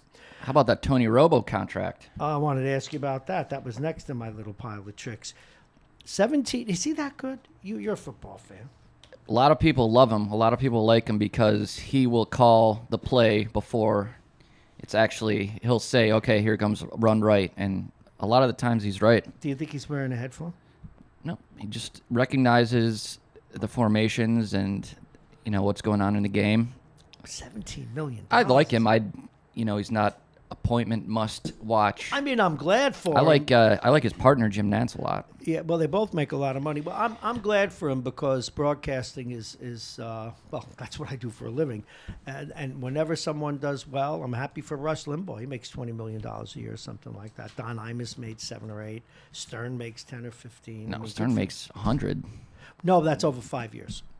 I thought it was 100 a year. No. I thought it was a 500 million contract. Well, then it's he may. I wouldn't be surprised. I didn't see his most recent contract. But ESPN wants a Super Bowl. They're coming up on the new NFL contracts with the networks, and ESPN really wants a Super Bowl. So they made a huge run at Tony Romo. Does baseball have anybody like that? Buck is Joe probably Buck. the best. I like Bob Costas a lot, but I always like don't Costas. really. He's getting long in tooth now. I read yesterday, speaking of the New York Knicks, I did not know, because I'm not a big basketball fan, but he used to do hockey too. I didn't know that Marv Albert's not welcome at the Garden. His son does Ranger games. Did you know that? Were you aware of that? Now, That is he had it a falling out? something to do with Dolan? Of course, but the thing is that they're doing a retrospective of the 1970 era Knicks when they were winning championships. I mean, he was a part of that. I mean, so much a part of that they wound up stealing the Yes Network. He coined that phrase. He should have copyrighted that thing. Absolutely. And I was not aware of that, and I was wondering if you were. I'd not heard that. So, what do you think of the crisis now in baseball regarding people yelling and screaming at the Astros? Have you heard anything more about that? We talked about it. They're a on very Friday. hated team right now, and I don't know why they keep delaying the Red Sox findings and the punishment. I just heard they're pushing it back another week. They are pushing it back another week.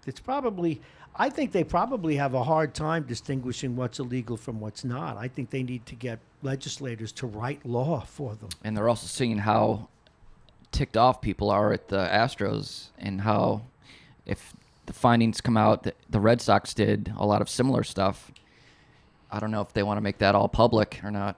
Oh, I think they have to at this point. What do you do? Another story a lot of interesting stuff that I needed your advice on. Ohtani, I know he had Shohei Ohtani. This is the guy. It's one of my favorites. Me Love too. that guy. What's this? I know he had Tommy John surgery, but and they say he's going to pitch once a week. Will he play the outfield when he doesn't pitch? DH a lot. Oh, He's going to DH. DH a lot. So But he will play the outfield every once in a while. Now, has he done a full season yet? No. So this is the year we'll see. Hopefully he'll be able to pitch. If he got 25 starts, that'd be great. Have you seen him throw the ball yet? Just on YouTube's. How did he look? He's an impressive guy. Really? The Rays have a youngster that can do that as well, hit and pitch, but I think they're going to use him mostly. They want to get him every 4 days as a pitcher, so he would maybe get 100 at-bats. Yeah, what they're saying here is they like to get about 18 to 20 starts and 350 to 400 plate appearances. He's great at both. Wow. Well, that was Babe Ruth, before he went to all pitching. Before he went to all hitting. And there have been some great hitters who were pitchers, but it's just, I don't know. I don't know what I'd do if I were him. I guess this is what they are going to do with him. See, that's another reason I kind of like the new baseball playoff format, is I would love to see the Angels somehow get into the postseason, get to see Ohtani, get to see Trout. I was looking at this. Albert Pujols, they think he's got something left. What's this? Joe Madden, they say. I love the story I read this weekend about Joe Madden, because what they're saying is he's not overly analytical. He's not one of these guys. He says he gets the spreadsheets, but he still calls a play when he sees it. That is true, but he is also one of the inventors of the shift. Oh, but that's based on analytics. So then he's combining the two. What I don't understand is, why does a hitter, and I'm sure it's got something to do with analytics, he sees the shift that's severe. Just tries to hit it as hard as he can right at it. Why? Go over the fence. So no sense getting a double the other way because nobody's there. Didn't they make a new rule now that you can't have the guy on the other side of second base? Did I read that somewhere? They were considering it. I don't think they made it an official rule as of yet. Well, for what it's worth, the newspapers agree with you this weekend because, as you can see, they all did stories about the Angels being a very special team. And as Joel Sherman put it, a nemesis worth rooting for. How did your favorite little XFL do this weekend? I didn't really have time to pay attention. I'll get the ratings will come out later today. It'll be interesting to see. Oh, Anthony just sent us a note. Apropos of our conversation, Rosie, the great women fighter, she's going to get $3 million for her comeback. Yeah, see, she'll generate interest. Pay-per-view buys. Anthony straightened me out on a lot of stuff. Okay.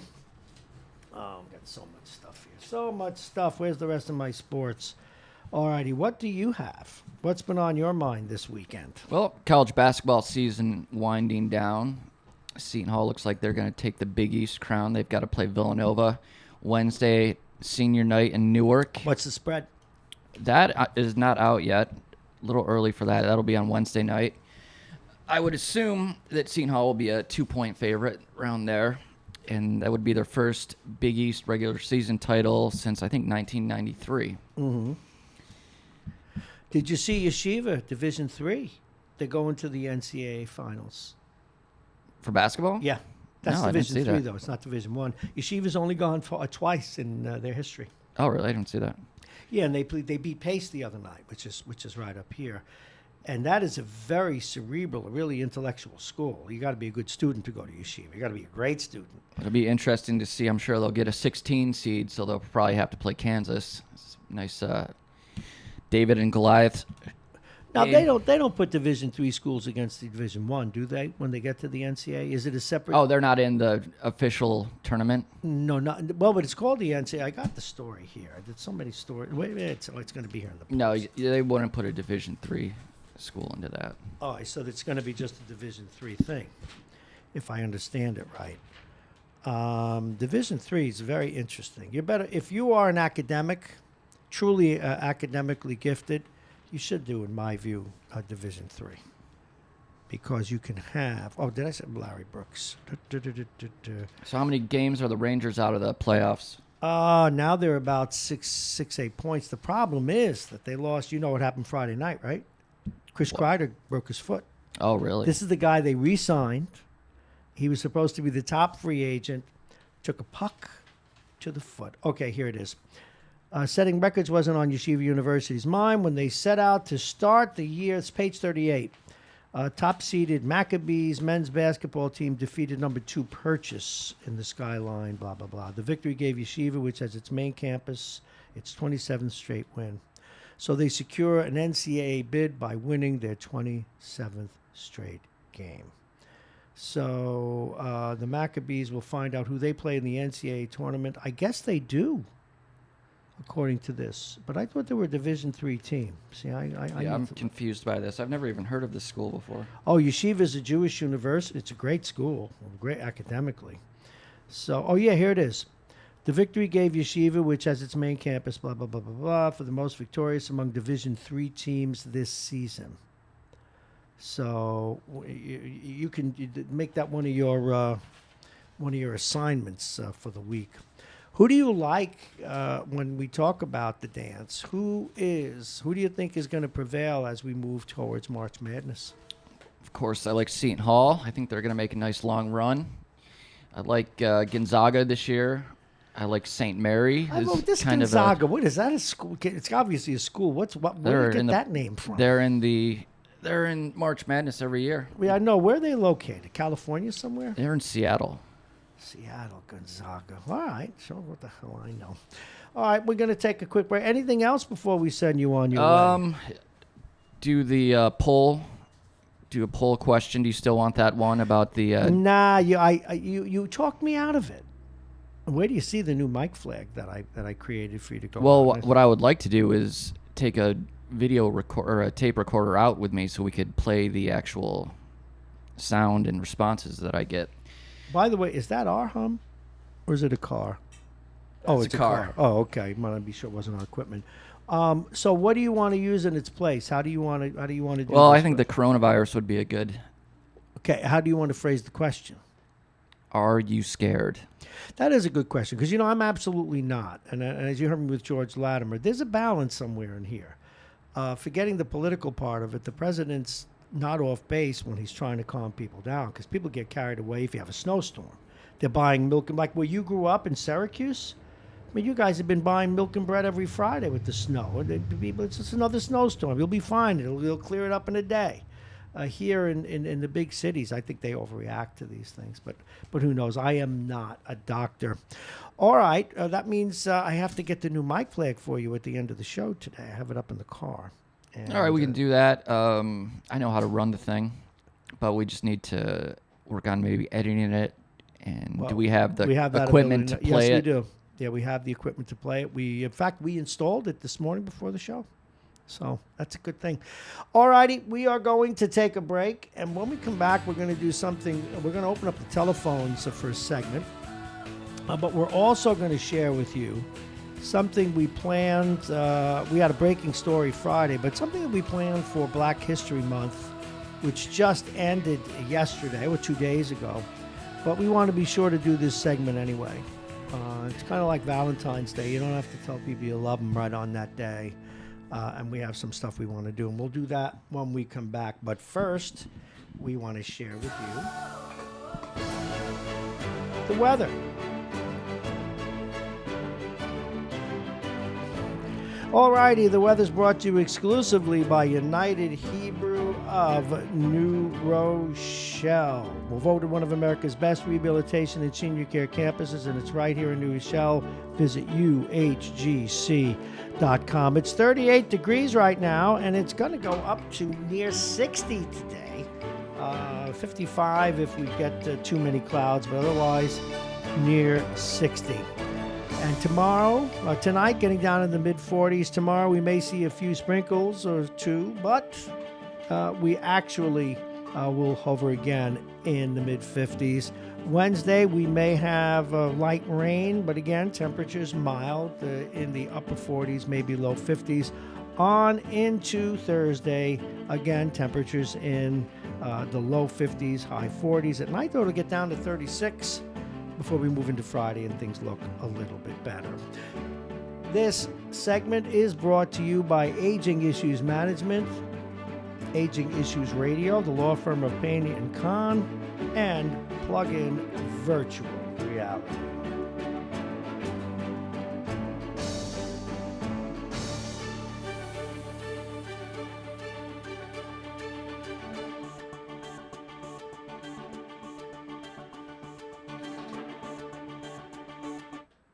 We have a caller, and we'll take that call. Good morning. You're on Radio Westchester. Hey, Bob. It's Noam Bramson. Hey, Mayor. How are you? Good. I was scheduled, I think, to call in now, but if I got the day wrong, then we can chat anyway. No, you did not, Mayor. Well, I got the day wrong. I kept saying, well, the Mayor's on the beginning of the month. I forget. Today's the 1st. No, I'm so glad you called. I can cover that other issue a little bit later. Thank you so much, because I saw the phone number. We have ID. And I'm saying, my goodness, I know this is the mayor, but he's not on till next week. I did one of those. So now we're even. Well, there you go. I think I missed once, and so, but I'm glad we're chatting right now, and happy March. Anyway, happy March to you, Mayor. It's been a busy time for it. And, of course, Mayor Noam Bramson, he's with us the first Monday of every month. As you can see, nothing like a well-oiled machine. Mayor, it's great to have you, though. As I drive around town, and I know it always comes back and we always start with development, but there are other things I'm sure you want to talk about, and we'll get to them. But I cannot believe not just the number of projects, but the speed with which they're going up. I drove by the one on Fifth Avenue the other day, and I said, my God, it's already there. And there's where the chamber used to be. That building's a little set back. That's gone up. Mm-hmm. There have been, and I don't know how the Burling Lane, I think they grow those developments. You must be pleased with the level of the pace of it. I'm very pleased, and this is all by design. We wanted to make sure that we could foster the kind of growth that can improve our downtown, improve our local economy, create new opportunities for people to live and to work and to succeed. And we also recognized that there was a window of opportunity that was created by economic conditions in the country as a whole that can permit investment and growth. And so we didn't want to delay. We wanted to move as efficiently as possible. So I'm very excited about it, and it is all consistent with the publicly inclusive plan that we adopted a few years ago. And yet I also recognize that while this is a time of sort of optimism and excitement for many people in New Rochelle, there's also a lot of uneasiness because this is dramatic change, and it was at one time sort of comfortably off in the middle distance, and now here it is full force in the here and now. And it's understandable that there'll be questions about how this is going to affect the lives of individuals who are in New Rochelle today.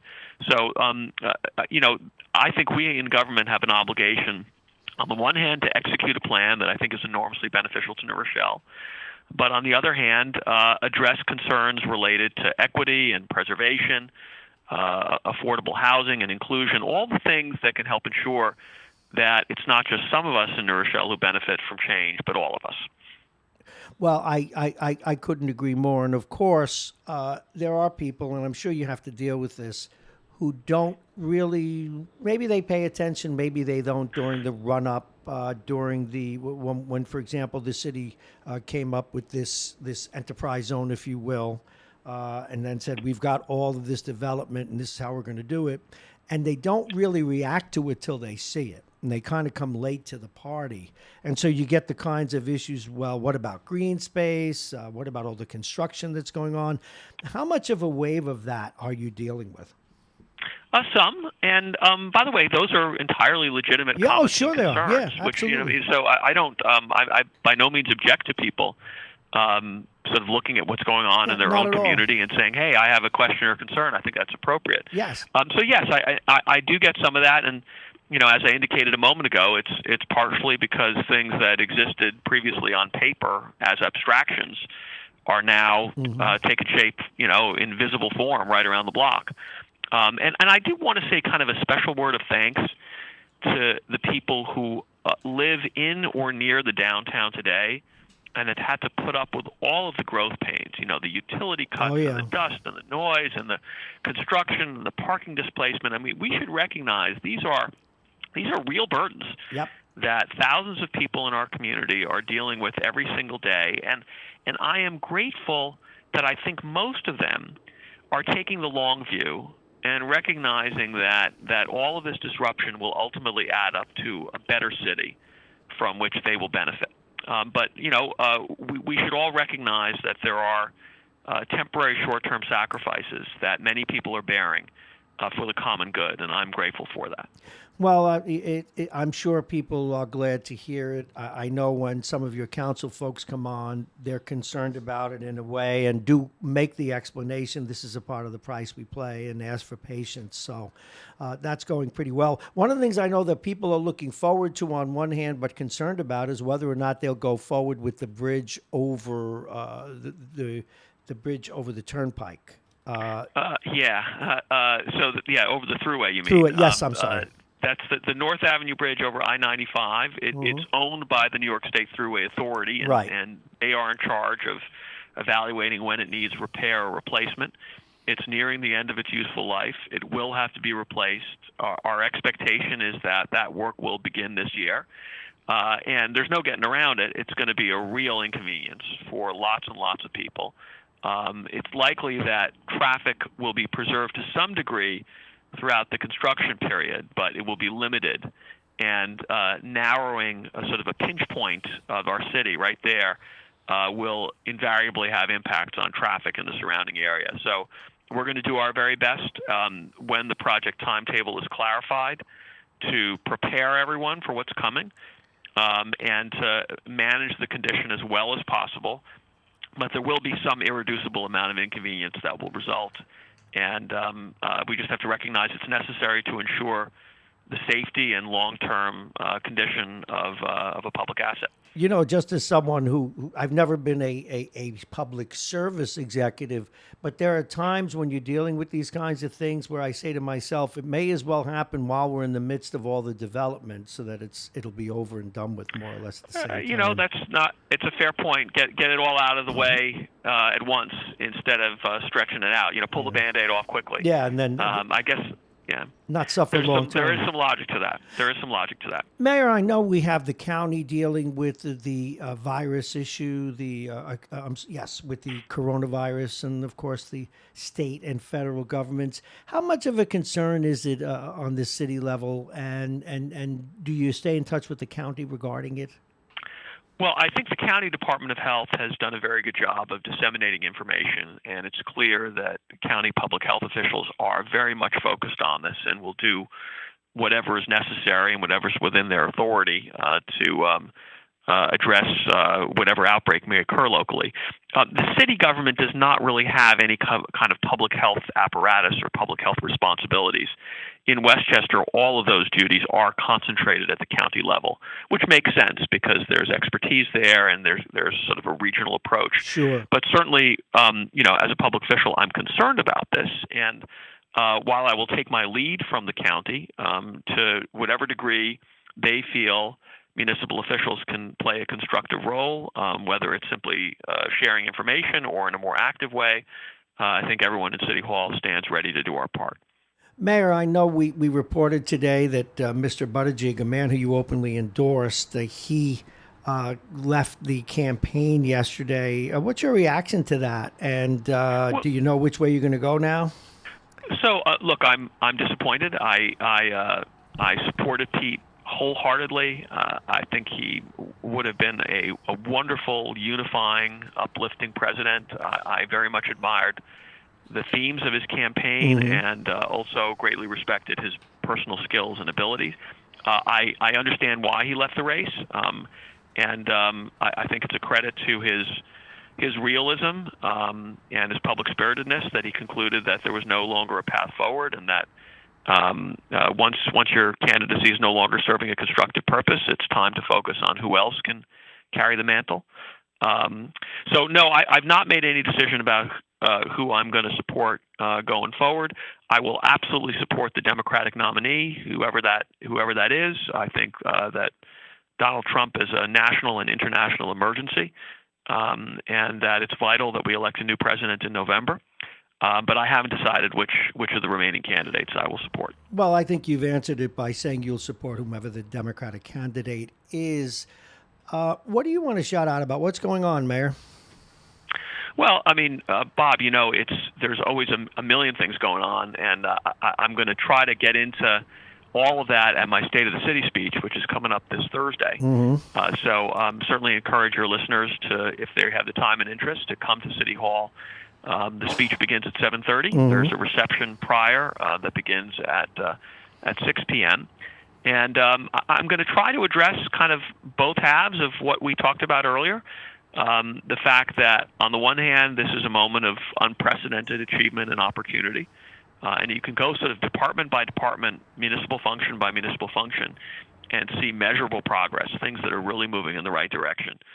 Good city finances, low crime rate, investments in infrastructure, sort of a customer service orientation among our various departments, excellent work on the environment, which I'll talk about at some length. I'm pleased with what we're doing with promotion of the arts and culture, and of course the development that we talked about earlier. And yet that other side of the coin, the uneasiness and uncertainty that comes with change, as people sort of ask, do I have a place in the New Rochelle of tomorrow? And I think that's also important for us to address, and we can do it through making sure our affordable housing policies are as sensible and comprehensive as possible, making sure we focus on things like the census, which enable everyone literally to count, and which will be of great importance to us over the next 10 years.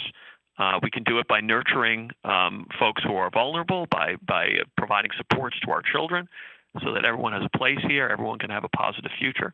And I think we have a special responsibility to respect everyone in New Rochelle, to exemplify principles of equal rights and equal opportunity, which to some degree are under siege around the country, but which are very much part of New Rochelle's identity. So that's kind of a Cliff Notes version. Well, that's kind of pretty good of what I will talk about on Thursday. But no, I appreciate it, Thursday, man. We'll probably clock in about 45 minutes, so a bit more. No, but I've attended many of them, and they're always insightful and interesting. Are there any new programs, definitive programs that you'll be announcing that you can speak of today? Yeah, I'll be talking about a business accelerator that we're going to be bringing to New Rochelle in partnership with the county, which I think is really kind of exciting. It's entrepreneurs, many of whom have sort of a tech focus, that will be coming to New Rochelle and are sort of an illustration of how, as we achieve physical growth, we also achieve growth in our entrepreneurial spirit. And I think that'll be an interesting and exciting announcement. Well, I think it should be. Anything else that you want to get out there, Mayor? It's so good to have you back again. Well, it's my pleasure. No, I think we covered the landscape pretty well, Bob, and I'm glad we had a chance to chat. Well, yes, and break a leg on Thursday night, sir. Thank you. All the best, Bob. Thank you so much. All righty, it is 8:33. Our next guest is calling in a little bit earlier, and I will get to the stuff I wanted to get to. Now, the story that precedes our next guest is the following, and I'm going to do the story cold as we go through 8:33. This was datelined over the weekend, the 28th, late on the 28th. A woman charged in a lawsuit that Lou DiRienzo, who resigned recently as New Rochelle High School football coach, sexually abused her while she attended Lincoln High School in Yonkers in the 1980s while he was a teacher and football coach. The woman, who now lives in Marrone, New York, is suing the Yonkers schools under the State Child Victims Act, which opened a one-year window through August 2021, in which people may sue for abuse, regardless of how long ago it took place. She attended Lincoln through 1984 through 88, and describes in a court filing that DiRienzo began grooming her while she was an 11th grader with the goal of sexually abusing her, she asserts. Quote, this is her lawyer. The acts of grooming included, but were not limited to, DiRienzo giving plaintiff money, allowing plaintiff to skip class with no consequences, giving plaintiff his car keys so she could drive DiRienzo's car to the store during school hours and buy breakfast for plaintiff and DiRienzo, and telling the plaintiff he wanted her to be his girlfriend. Now, we don't know ultimately what that resulted in. It doesn't say. Her lawyer, Michael Dowd, said her client is certain that there are more victims, and that's why she's coming forward now. He went on to say that my client is certain that he did this to other girls before and after her. She wants them to know that they did nothing wrong and that it's okay to speak up. Now, DiRienzo was not immediately reached for comment, and the and Yonkers school districts declined to comment. Now, as we all know by now, DiRienzo resigned as a teacher and head football coach at New Rochelle, and effective December 31. He had been reassigned after an incident at the high school.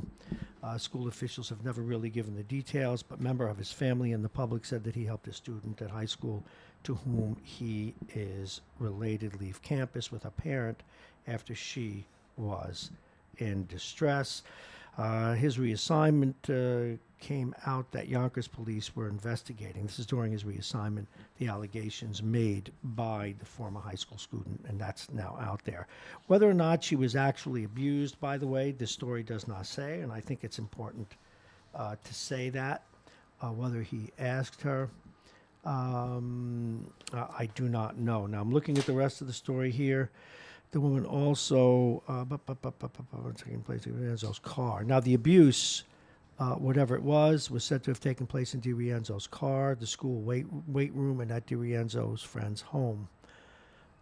Wow. And she said she was abused about 12 times. Again, we don't know exactly what that means. He says she kissed him on the mouth, fondled her, and cajoled her to engage in sex acts. So now that actually is in the second part of the story.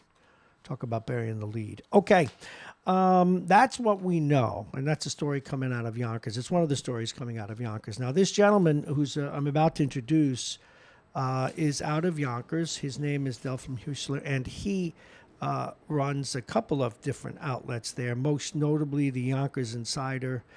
Now, he couldn't be with us for a few weeks because of personal reasons, and it's nice to have him back. Please welcome Delphine Husler. Good morning, Del. How are you? Whoops, wrong button. Good on morning. your show. Thank you so much for having me. Well, it's always great to have you back. Again, it was only as I'm reading this story, and I get to the end of it here, and that's where they put the tougher stuff. I don't know why it wasn't earlier in the story, but that's how stories are written, I guess. Anyway, but full credit. Great job by Christopher Eberhardt and Michael Meany doing a comprehensive story here for LOHUD. What do you know about this story, and how much news is it making in Yonkers? I really haven't heard too much about it, to be honest, in Yonkers. Haven't really heard too much about it until you had mentioned it to me last night, and I really haven't heard too much about it. It should be an interesting. It's a civil lawsuit, so it should be interesting to see how the case does go forward. And you make a good point also that the allegations that are being made, we don't know it until it comes out in court. Wow, but it does explain, if you remember, we've had signs posted all over the city to get rid of Feo because she fired him, or at least wanted to fire him, or suspended him, and she was unable to get into the details. Now we know the details. Yes. I bet you there won't be any apologies to the superintendent. I bet you, yeah. Because this thing turned into... Well, actually, believe it or not, there were racial overtones, believe it or not, because a lot of the football players whom this coach was great to were black. He was a great coach. There's no question about it. But, and even if this is not true, and we hope for the sake of the coach that it is, or I guess, it's just troubling. I mean, when you read the specifics, and I just stopped reading the specifics because I didn't want to get into what he's accused of having done, but it's the whole range of sexual activities. If those allegations are true, it is very, very troubling, to be honest. And I guess, well, like I say, we'll see how the process plays itself out. So what's going on with you? How is your newspaper going? I know you're doing videos Me getting, as well. After about a month of not being able to post because I had illness for about a month, and then I was in the hospital for 8 days. I'm just happy to be able to be back doing what I love to do, doing what I love to with my passion of providing news to Yonkers and also to the Westchester County as well. More or less covering the early part of the election season we're having, because in the city of Yonkers we have a big race for Yonkers City Court. We got 3 seats on the Yonkers City Court bench, and there's 5 Democrats currently running. And now and currently the petition process has started. So I guess we'll see once the process goes forward as to how many people will be in the expected primary. Wow, yeah, we do have a primary. We had the 2 candidates for district attorney on. That is a very interesting race. Mimi Rocha was very impressive the other day on the air. I always thought that Anthony Scarpino is an impressive guy. What's interesting is the motivation for the Mimi Rocha has been, having been a prosecutor, is her asserting and many people agree with her, the disrespect that the president has shown for prosecutors, etc. But that seems to be her motivation above all else. What have you learned about that race, and what race are you watching closely? I would agree. It seems that she always talks a lot about Trump, and that seems to be the thing of her running. But also, she's been criticizing D.A. Scarpino for, I guess, until recently, releasing a list in terms of cops and everything. So I guess it's going back and forth, and it should be a very interesting race because she did very good at the Democratic County Convention. Yeah, she came actually very close to. She came very close to toppling him almost. Well, the other race we're following here too is the 37th district. Now I know that that's for Congress. I know that that's somewhat north of where you do your news, but there are 10 people running in that race. Yeah, no, absolutely, no. A lot of people definitely running for that seat. There's absolutely no doubt about it. would be an interesting race to see how especially with the petition process started. Interesting to see how many people make the ballot in that race. I would attend them.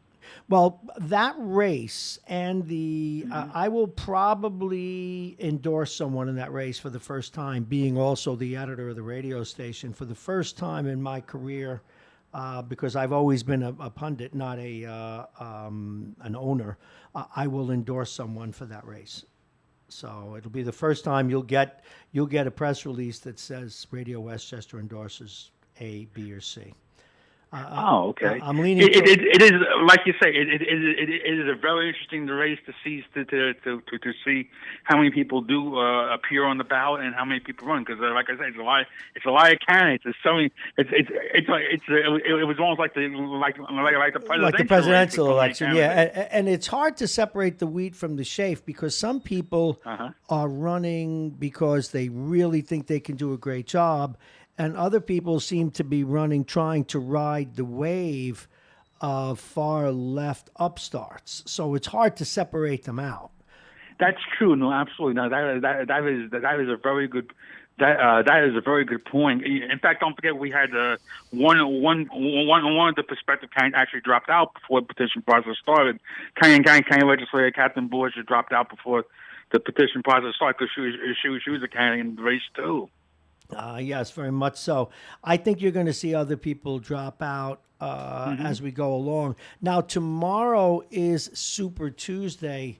What's your sensibility about who may well be the Democratic nominee coming out of that? Because whomever wins tomorrow night is going to be the odds-on favorite.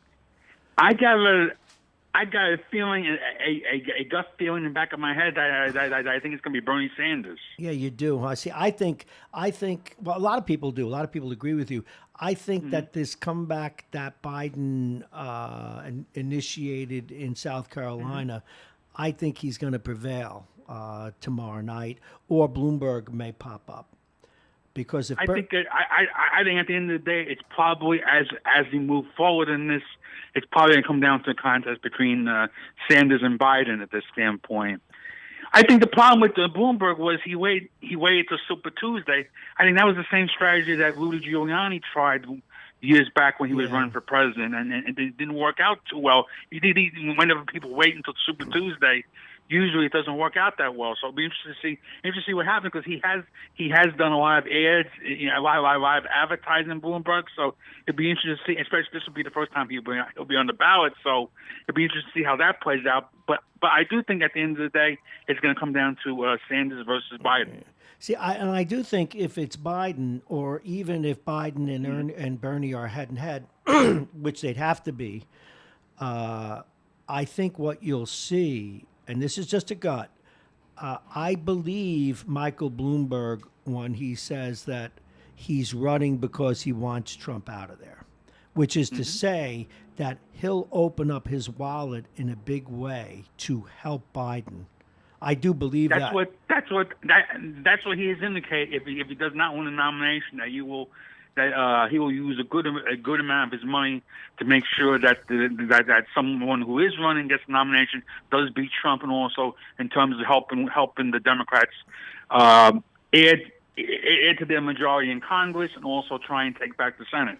And to their credit, as this is politics now, to their credit, the Trump people are doing their best to try and make sure that it's Ernie in stories that their media cover.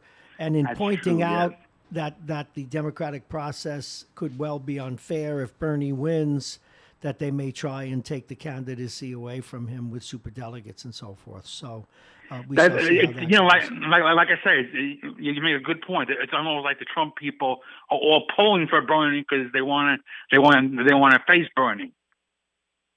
That is correct. My guest, Elfram Husler, he is the editor-in-chief, really. He's the publisher of the Yonkers Insider. Now, you also have been doing podcasting, or you were before you took ill. Yes, Are you I have still been. doing Yes, that? in fact, since I got out of hospital, I was able to do some more interviews as well. I started to go back to that. In fact, I interviewed a Yonkers City Council Majority Leader co-zone Pineda Isaac, also Councilwoman Tasha Diaz, and recently I interviewed one of the judicial candidates in Yonkers, Vala Shako, and I got a couple interviews come up this week, and I love doing the Facebook Live podcast because it really adds to my reporting in terms of the videos really work out really well. Are you working on any stories you want us to know about? Basically, so far, like I said, the stories I'm really working on right now is the electoral process. Mm-hmm. I'm trying to do some stories on the 17th congressional district. I'm trying to do it, even though it's not in Yonkers. Oh, the one down there, yeah, yes, yeah. I've done that too. I'm trying to branch out a little more. Hey, have you had on the young woman that won the Senate? I'm losing my out of the Bronx. I'm losing my mind here. I can't remember. The IG? Yes, thank you. She was an interesting candidate. She was easy to get a hold of as a candidate. Since she's in office, not so much. we're keeping an eye. That seems what usually happens is whenever they run for office, they're easy to get, and then once they get in office, it becomes harder. Something I'm famous for is throwing them under the bus when they don't know. I haven't called her in a while. I gave up. I didn't know that she was going to take such a hard turn left, which is her right, but I'd like to find out why and where she's coming from with all of that. Mm-hmm. But she was a very fine candidate, I thought. I'd love to get her. No, absolutely. No, you know who I don't trust is I don't trust Gillibrand. And I rarely say that about a politician. I get the sense that she's all ambition, and I don't know where she really stands. I mean, I get the sense as well, Bob. It seems that she'll go whatever way she thinks is gonna help her. She seems to be very very ambitious. I mean, and she was one of those people that Trump supporters were right in saying that there are people out there that if Trump cured cancer, they wouldn't be happy with it. And I'm not a big Trump fan, and people know that, but you got to give these people their due. All righty, that beat means that's a cue for my next guest, Delphlam. Continued good luck. I'd like to get you on once a week now. I'll be back to you for a regular spot. Look so forward to returning and always being on the show. Thank you so much, Bob, and have yourself a great day. You too. Delphlam Huesler, everyone, and I hope I pronounced his name right. My next guest is already on the phone, and we're going to patch him in after we do just a little reset. We're not going to do the weather again, but we are going to remind you where we are in the program. It is 8:50. This is Mornings with Bob Marrone. I am Bob Marrone. This is Radio Westchester, the radio station at the train station. It's 38 degrees, mixture of sun and clouds, going to get up to 60 or near 60 today. Should be a nice day the rest of the way. Now, we will be talking literally in about 15 seconds with Tom Abenante. He always has a lot to say. The governor's been making news, and Tom Abenante is one of those people who talks truth to the governor. So we'll be talking with him about that. And then we'll be talking with Bob Cox at 9 o'clock. But now, please welcome, without further ado, Tom Abenante. Good morning, Mr. Assemblyman. How are you? Good morning, Mr. Marrone. I'm doing fine. Did I miss something? What did the groundhog say the weather was going to be? The groundhog was got spring already. It's nice out there. Well, it's going to get down to 36 on one of the days. And let me see where it is. In fact, you'll enjoy this. It's going to get up to near 60 today. Tomorrow, though, some rain showers, 45. Thursday, back up to near 60 with scattered showers. Wednesday, 53. Thursday, 51. And the coldest it's going to get is 36 on Wednesday night. This is March, isn't it? Yes, what happened it is. to the snowstorm? We didn't have any. I think we had one little sprinkle all year. We have a lot of salt. Would you like to buy some salt? Assemblyman, we have lots of extra salt. All right. Well, I'm glad to see our communities at least save some money on that because they're going to need it. The governor's not in the mood to share any of the state's resources with our local governments. And so, they'll save a little bit of money on salt, and the roads won't get as badly damaged, not having all that salt put on them. I mean, we in the Northeast here have this weather that goes back and forth, and so, it's really rough on the roads. But I don't, this is really, really strange weather. Speaking of which, we're talking about, the governor vetoed my bill to broaden the liability of the state of New York to make it all year round for for road damage. Mm-hmm. If you get injured or your car gets damaged when you hit a pothole on the streets of New Rochelle is responsible all year round. The state is not responsible from November 15th to May 15th. They're responsible only the rest of the year. And the governor said, well, our people are out pushing snow around, et cetera, and it's going to cost too much money. I'm wondering what the governor is going to say now that we didn't have any snow at all, but people who hit potholes in the roads that have not been fixed don't have that chance to be reimbursed because of the negligence of the state. I'm dying to hear what the governor's next excuse is going to be. The bill came up in committee the other day, and people looked at me and they said, "Why are you doing this?" I said, "Huh?" They said, "We did this last year." I said, "Yeah, but the governor vetoed it." And they looked at me and they said, "The governor vetoed this common sense bill? You got to be kidding me." Well, and I think it passed through the committee unanimously or almost unanimously. I mean, it's just like, it's just, but that's what we've, in this changing climate, I think we have to take a look at all of the laws that we have and say, are the things that we've been doing, are they still right? Are they still the right way to do things? Well, I've got some other red meat for you. I was surprised that the governor, although I did understand it, I didn't disagree with it, but I was surprised given his battles with Trump. He supported the appointment of and praised Vice President Pence for being assigned the role of heading up the coronavirus. I think what he's talking about there, if I could guess, okay, is that Pence was a governor, and Pence had to run things. Yep. Aside from the philosophy of how, which was the underpinnings of his decisions, he had to get things done. And I guess maybe Cuomo actually dealt with Pence, and he looked at this and he said, "Here's one man in the Trump administration who actually is responsible, knows how to get things done when given a task, and this is a task that has to get done, and this is somebody that Trump can't fire." Unless he doesn't put him back on the ticket again. But here's a man who understands that we're dealing with a real challenge here. It could be an existential issue, that we've got to be prepared. We don't want to scare people. We're hoping that we don't get any more of this, what's it called? Covert 96? Right. The coronavirus. I love the shorthand word for it, though. All right, I got another item for you apropos of the governor, but I think that's the point that's going on. Yes, actually, here. I got that too. But somebody who's actually going to do something, to protect the public, not just give speeches. Well, I think that makes a lot of sense. Now, the governor. Now, you spoke last week eloquently about how the governor's been managing his budget. Now, he had threatened, which I actually agree with his intent. He's threatening to withhold changes to bail reform, no budget rather, unless the changes are made. Now, Andrea Stewart-Cousins in the Senate wants to review the new bail laws, but Assembly Speaker Carl Heastie, your leader, does not. And I guess it's his constituents. What do you do? One is the constituency, but two, the question is, do we have the data yet? Like, what is the problem? What you have so far are a whole bunch of newspaper articles and editorials saying criminals are back on the street.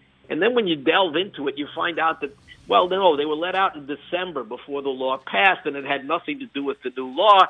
The judge made a mistake because they misread the rap sheet, or something else happened.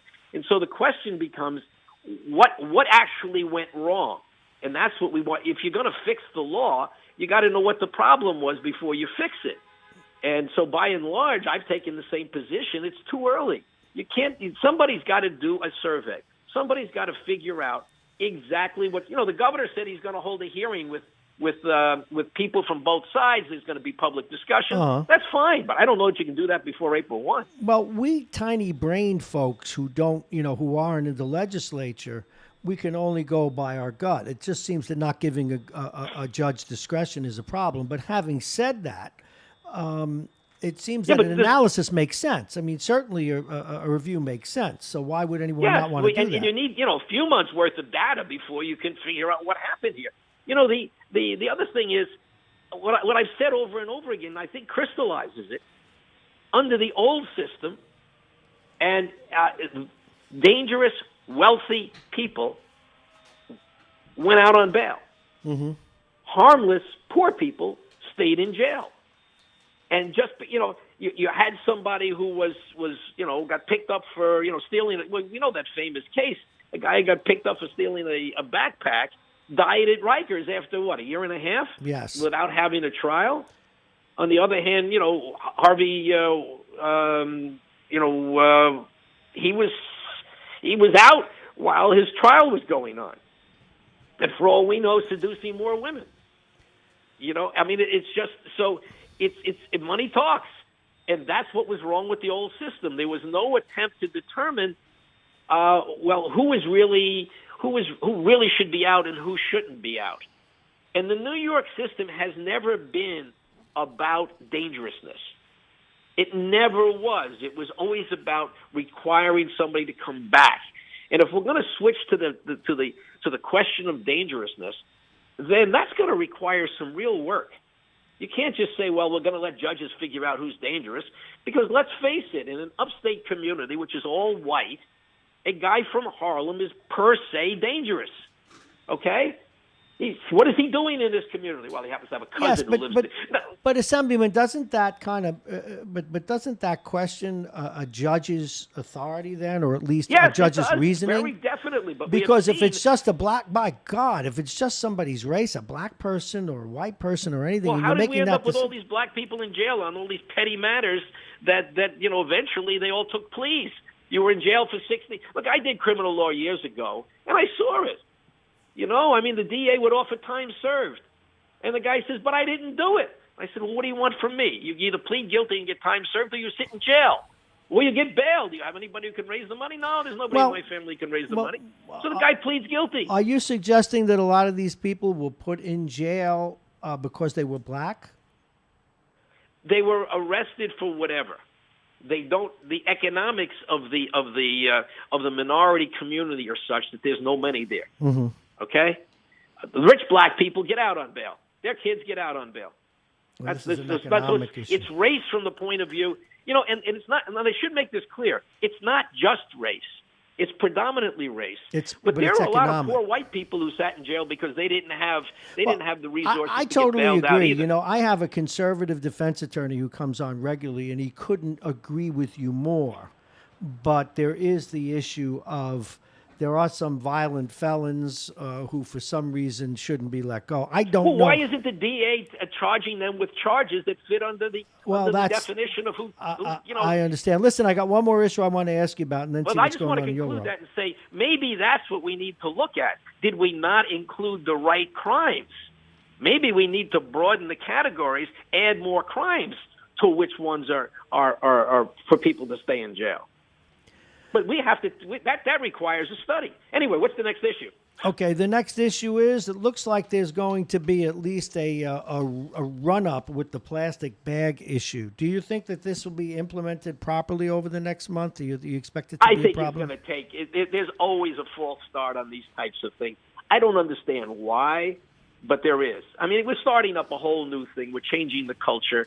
It's something we really need to do. You go to other countries in the world that are far poorer than ours, and they don't use plastic bags. You go to a country, the stores give away reusable bags. They put their imprint on it. It's advertising. People walk the streets carrying a bag that says go to so-and-so jewelry house or go to such and such a food outlet, and et cetera. And it works itself out. It's going to be the transition that's going to be a problem. People are going to scream about it. Gee, I want the plastic bags. But I think it's something that's really necessary to do. We're using a lot of oil-based products. These things are all over in the trees and everywhere else, and we haven't wiped all of them out. The restaurants are still going to be able to use them for the greasy food that you take home. This is a transition. This is a step. People are attacking it and saying, well, you're not doing everything. It's going to be confusing. No, we're trying to transition this in a rational fashion. Give it a chance. Yes, it's going to be a bumpy road for a while. And DEC is going to work with people. They've already said they're going to suspend, penalties for 30 days. They're not going to do that. They're going to. I mean, we passed this 6 months ago? Yes. Last year, maybe a year ago we passed this. Why is it that everybody now is in a panic? Why were they not prepared for this? Well, I don't understand. It's like anything else. Until it becomes real, sometimes people view it as an abstraction. But I think it's the right thing to do. Like I said, I've been overseas. Anybody who goes anywhere else, go to the Caribbean, go to Europe, and they all have figured out how to do this. It started a whole new industry. People are now making reusable bags, and some of them are using recycled products to make these reusable bags. So it's the right thing to do. It's just going to take a while for people to get used to it. Politicians are going to start giving away reusable bags with their names on them, and that'll spur another industry, and that's another way for us to advertise in a world where there's so much confusion on how do you reach people on the street because there's so many different social media. We got to wrap it up, Assemblyman. One more minute. Anything you want to shout out about? No, we're working on the budget. We're going into it. The negotiations are starting right now. Fun for you. I'm in charge of a piece of it myself. I'm the chair of the banking committee. I was named the chair of the banking committee earlier this year. It's an area that I'm learning. It's like when I was a trial lawyer. Cram everything into your head as fast as possible. Well, now I'm doing it on behalf of the people with the banking. And there's so many interesting areas. We could get into it some other time. We have more time. It's regulating banks, but we have the financial tech industry. You have credit unions. You have trying to get underbanked areas with access to banking. We've got so many different interesting issues. It's amazing how many issues are out there. Well, absolutely. And the one that really jumped out of the news for me this weekend, and I know it's not a state issue, but I'm sure it concerns you, is the 4 major cell phone carriers. They're proposing to fine them $200 million for selling our whereabouts to third parties. I don't know if you saw Oh, that. yes. That's very much of a problem. Huge. And we're very concerned about what information the banks give out. And like your financial information. Do they have the security necessary? Are they giving it to their vendors? That's one of the issues that we're clearly looking at. And the banks say that, no, they're very careful, but, that's something we're going to have to look at. Well, thank you very much. Thanks for being with us again. We'll talk to you next week, Tom Abenanti. Thanks a lot. All right. Enjoy the spring weather. You too. All right, our next guest has arrived. He was accompanied by a fire engine, so I don't know. Is that because you're so hot, Bob Cox? A little bit. But actually, it was just an alarm went off in the parking structure next door to the studio here, and they turned off the alarm. The firefighters were walking through the building, but I just asked what was going on, and they and the police said nothing. So just an alarm so far. Oh, I thought maybe it was like an escort for you. Bob Cox, he's the managing editor and publisher of the, so many different titles I come up with every day, but Talk of the Sound. It is considered the source, has been considered the source since 2008.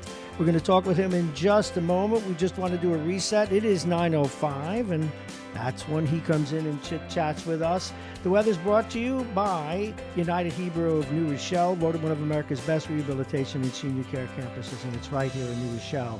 Visit uhgc.org, we're told now. It's 38, a mixture of sun and clouds, getting up to near 60 today. Cloudy with periods of showers tonight, mild with lows around 45, but again, it's the 60 that we like. Tuesday, mostly cloudy with some scattered showers. We will get up to near 60 again. Breaks in the clouds late, though, low near 42 at night. Wednesday, a mixture of sun and clouds getting up to 53. And this hour is brought to you by United Hebrew of New Rochelle, its operating campus of senior care. Aging Issues Management, their affiliate Aging Issues Radio. They did 6 shows last week. You should be able to find them on the Aging Issues Radio website.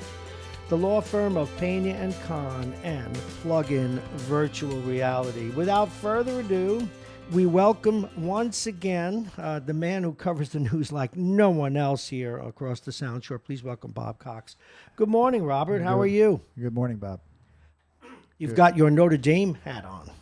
I mean, a jacket on. Yankee hat, Notre Dame, jacket, Notre Dame. Whatever you call this. No, that's right. You're a Yankee fan, a Notre Dame fan. Who is your football team? Giants. I'm sorry. I'm a Giant fan, too. You got a hockey team? Yeah, I'm not hearing myself, by the way. Which this one? This. Hello. Wait. Where you plugged in? Let me see. Let me see the lead on the wire. Take the wire to me. Yeah, it's not plugged in. That would help. All righty. Let's put you in. It's always good to have it on the end. How's that? Testing. Ah, Yes. all righty. There you go. Okay. He wasn't plugged in, but that's our fault. We unplugged it to do a test earlier today, and we didn't have it.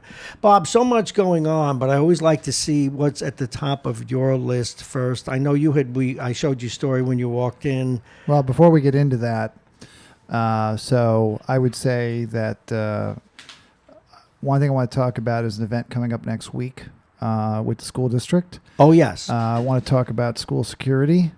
And then I think last we can get to Coach D, Lou DiRienzo. There's now a lawsuit filed against him. Mm-hmm. And we could talk about that. We may want to leave that for the end. We will. Tease the folks Absolutely. a little bit. Yes, and we did the story. We talked a little bit about it with Del Husler from Yonkers. And, of course, we put it in the news consolidation this morning. So let's go. As far as the school district, so something I've been involved in has been the issue of the school facilities, the bond construction. As some folks may recall, the community approved $106.5 million bond construction, which has been ongoing. It's more than halfway through at this point. Now, halfway through means is that sunk costs, money they've put in, or planning, or? Well, I mean, first of all, I'm talking about the actual completion of work. Okay, thank you. But if you want to get technical, the way the bond approval works is that the district has not actually gone out for the $106.5 million bond to the market yet. Mm-hmm. The way it works is they spend the money. Then once they've spent all the money, they then do a bond to basically retire the debt they've accumulated. So they do short-term borrowings each year to cover the cost, mm-hmm. and then up to the $106.5 million. My guess is they'll find a way to spend the entire amount. Mm-hmm. And then when that day comes that all the work is done, they will go out to the market. Now, the good news is right now, if you haven't been paying attention, interest rates are an incredibly low number. And they're about to be knocked down again. Thanks to the coronavirus, maybe even lower. They're talking about the Fed lowering rates later this month. So, in terms of financing all this construction, the district ended up in a very good place. Unfortunately, a little bit to do the coronavirus, but mostly the fact that interest rates have remained low. But in any case, the issue of why we're doing all this work has never really been communicated to the public, and why we are funding the construction through these bonds and these short-term borrowings. So what's going to happen is that the district-wide health and safety committee decided to kind of work with the administration and the board to put on a town hall event, which will be Wednesday, March 11th, next week, 7 p.m. at the Linda Kelly Theater at the New Rochelle High School. That's in the new wing off North Avenue in Braemar. It's near where the tennis courts are. And I recognize that infrastructure isn't always necessarily the most sexy topic for people, but I think when people understand how much money is being spent, how this spending of this money impacts the home values, and what it means for things that people care about, like sustainability and green, initiatives. I kind of look at it this way. There's a lot of people who are talking about things like equity in our school system. I think most of it is, as you know, misdirected. There's all these people with New Roar and Indivisible Westchester who are trying to make a political issue of the fact of academic performance. But a lot of that is subjective. We talked about that with the different studies that are done and things like that. What's not subjective is that this community put their money where their mouth is and has written a check for about $125 million to create measurable, quantifiable equity through infrastructure in our schools. So $106.5 million is the bond. We did about a little under $10 million in what's called an energy performance contract, which is another way of borrowing money. And then the capital line item in our budget for years was $250,000, which with 10 buildings, 11 really, but 10 buildings throughout the district and all these campuses and all these needs, $250,000 is a pittance. Drop in the bucket. You can't even really, a roof costs $2 million. So $250 is nothing. So that was increased up to $2.5 million. And there is talk about increasing that further. But right now it adds up to about $125 million commitment to basically update and maintain the current infrastructure. And so that's boring stuff, right? Like roofs and plumbing and things like that. But it's not boring. It affects safety and everything else, Bob. Heating costs, everything. Well, yes, but what we're going to do is we're bringing in a national expert, Mary Filardo. She's going to come in and do a presentation in the first half of that meeting. It's going to be about 90-minute meeting, 45 minutes. And again, this is the meeting on 3/11. Yeah, on March 11th. So she's going to come in and she's going to talk about how equity is provided in education through public school infrastructure. And then we'll get into how that applies at the national and state level and how these challenges are being met in the school district. As I said, equity in education is sometimes subjective and so forth, but a brick is a brick, a roof is a roof, and this $125 million is being spent without regard to ethnicity, race, income. I got a question for you. Just want you to back up for our listeners in my tiny brain. Did I understand you correctly that the $125 million is a commitment, but it's being done with a series of shorter-term loans? As opposed to one, the $106.5 million is money that we will go out for as a community. The district will go out for a bond for $106.5 million. Okay, but they're paying people to do the work each year. Right. So the way we pay that, the way the district pays that, I shouldn't stop saying we, but I'm on the committee. No, but you're on the committee. The way the district pays for that is they issue short-term notes. And those are collected. So, if they need $1 million to pay for plumbing, they need $2 million for a roof. They add that together, and periodically they go out and they do short-term borrowing to pay for that.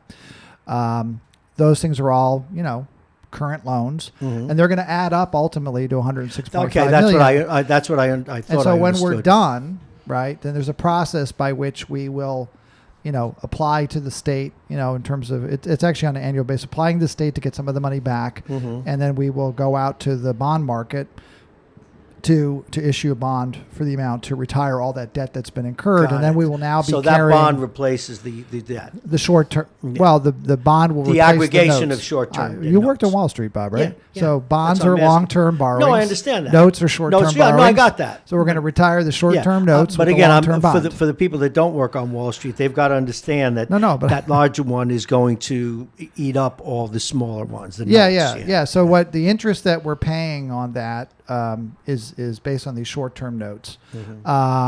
But if you look at things like the 10-year Treasury, if you want to get into all financial stuff, you'll see it's been declining, especially the last couple of weeks with the decline in the stock market. If we're able to go out and borrow $106 million at 1.5%, well, that's because short-term is because really you're talking about inflation. That's basically borrowing it at zero. Yes. So that's an incredible opportunity. And although you've got to keep your eye on the long bonds interest rate, though, because if it goes up, it could be expensive when you replace. Yeah, I don't know how long they would go out for the bond in terms of the timeline. I'm just looking at the 10-year, and it's way down. So, but anyway, right now it's an optimal environment. It really is. For the district to do. But so Mary Filardo is going to talk about not like saving money on heating, but although that's all good. What she's going to talk about is the impact on students to work in suboptimal buildings.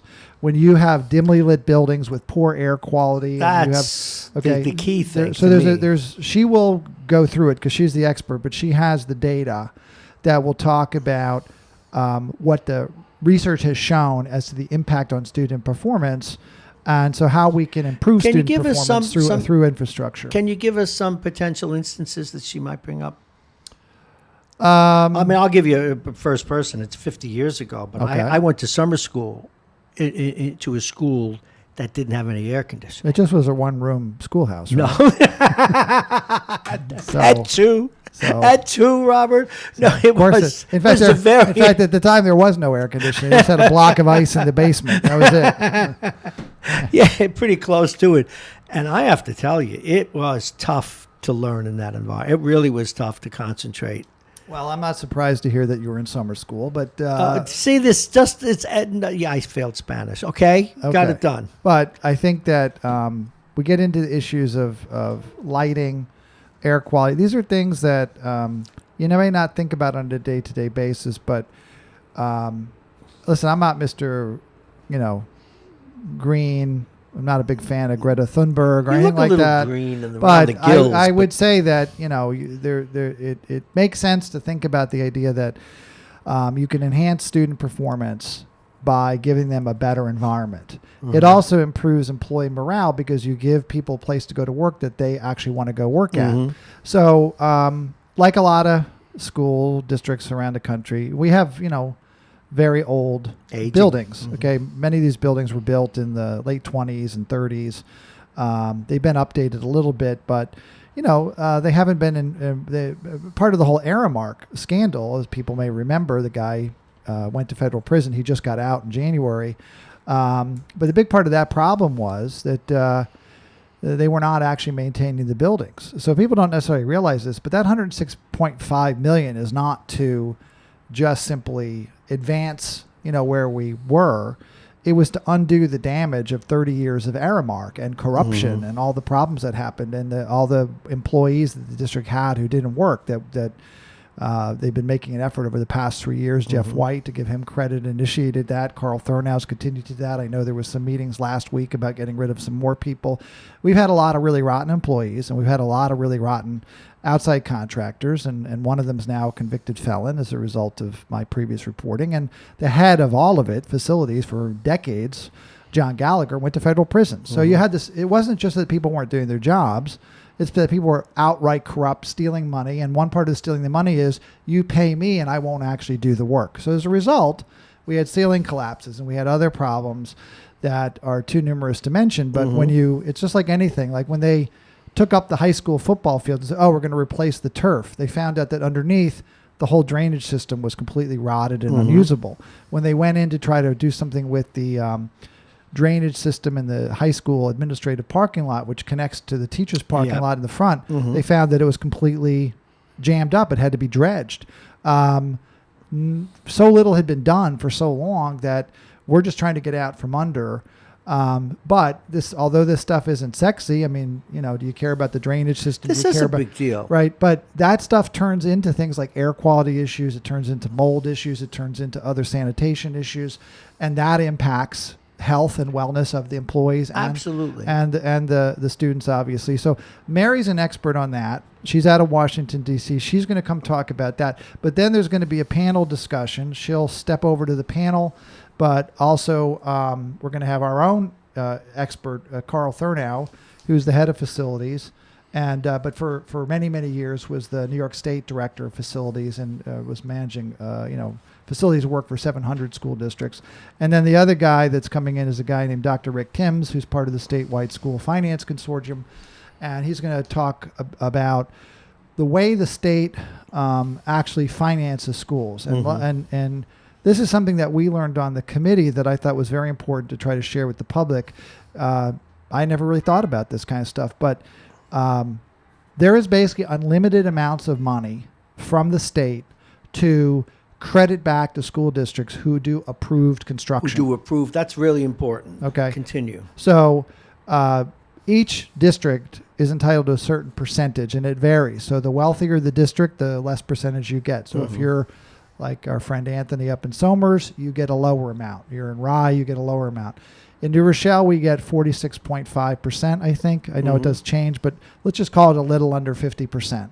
So that means when we spend $106.5 million, we're actually going to get back over $50 million from the state. That's pretty good. But as was explained to our committee, previously, the way the state really set it up is they want schools to keep financing, improving the physical infrastructure of these schools by continually borrowing. So the goal is not to, do this bond, and then say, okay, well, we're good for the next 20 years. The idea is to use that time to identify the next. Now, I seriously doubt that it'll be another $106.5 million bond. But once we've gone ahead and basically issued that bond, we should then be moving on to planning for the next one. Mm-hmm. And in fact, what's happened is all this work has identified the other stuff that we didn't even know about or wish we had put onto the list.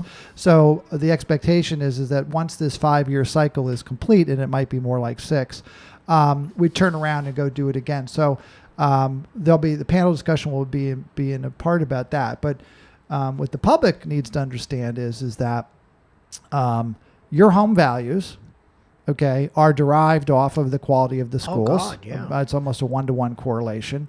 And Mary will explain why having these better, healthier, better maintained schools impacts performance, which makes the schools a better place to be. I mean, the numbers are actually there to support all this.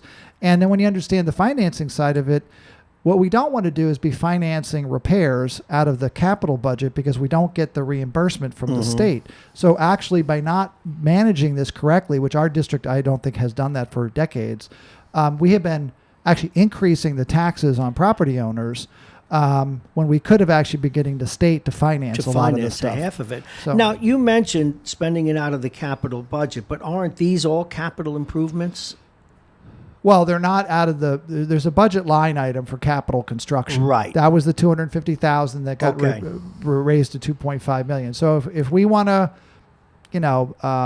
let's say, to take your example, add HVAC system to a school to have year-round air conditioning. Yes. Which we're probably not likely to do because the buildings are not that hot that much. But if we wanted to do that and it was going to cost $1 million, we can finance it right out of the budget. And there are ways to get that approved by the state, but not necessarily. You want to basically shift everything over to being qualifying for state reimbursement because obviously then New York State taxpayers are paying up half the bill and New Rochelle's only a teeny piece of that. Okay, but this $106+ million. Yes. When that gets approved, does it go on the capital line in the budget in terms of here's the money, spend it? No. Or is it on a dedicated line? No, it's going to show up in our balance sheet as debt. Okay, got it. Okay, but it's not part of the annual budget. You really don't. That's really the point of what I think Rick can talk about, Carl can talk about, and Mary certainly could talk about it too. But Rick is there to talk to this kind of stuff because he's the state finance guy. Is you can do anything you want, but the state government is set up to encourage financing all this stuff through bonds.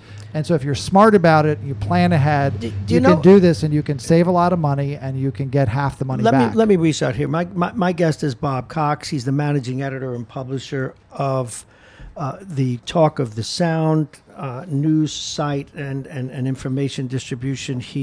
It is considered the source since 2008. I love that. Maybe we just call it online newspaper. No, but I like to. There's a lot tongue-tied. But I get tongue-tied sometimes, as you figured out. But you're really here too in your role, not just as a reporter, but as someone who's on the committee dealing with these things. And, you've been concerned that this stuff isn't sexy. But one of the reasons we added this hour-long segment with special guests is because it's for the folks who want the details, who want to understand how their money's being spent. So this is not misplaced at all. But a question comes to mind that I have to ask. Why wasn't this done before? How come it hasn't been done on an ongoing basis when these opportunities to be paid back were there? Well, first of all, I would say that it's not like it was not done ever at all. No, but what I would say is that it was not a systemic, planned, organized, ongoing effort. And it still may not be because, not everybody who's here today will be here in a couple of years. If you look at the school district, you'll see all the turnover. Though, which you get a person in the job that's part of the job in the finance department. Well, the purpose of the town hall is to educate the public. So hopefully people will attend. And that's March 11th at the Linda Kelly Theater. That's March 11th next week. But it will be videotaped and people can watch it. But it's to educate people to understand basically how this game is played. And I think that's the part that's the problem is that the public has never really had an explanation of it. I mean, our committee got the explanation, and I sat there saying, I've been covering this for 11 years, 12 years. I've never heard that before. And that makes a lot of sense. It does. Okay? No one ever really told us that. So, yeah, I mean, the district has bonded before, and they've done this and they've done that, but we look at the general failure to maintain our buildings. Okay? Now, I mentioned the other day we're going out to apply for a green ribbon, which is a real award from the U.S. Department of Education. We file it through New York State. It gets filed in November. There's a committee. We've met twice now. It's you apply by school. So the first one we're going to do is applying via Barnard School, which has Amy's Greenhouse and other sustainability initiatives. But the reason that we're applying for that is because we've made so much progress in the past 5 years. So we have a good case to make, right? And also, like bringing in Mary Filardo. Okay, look, she's a nationally recognized expert. We'll have her bio online. You can read all about it. You can see it if you're at the event. But she's like the woman for this stuff. That's why we wanted her to come in.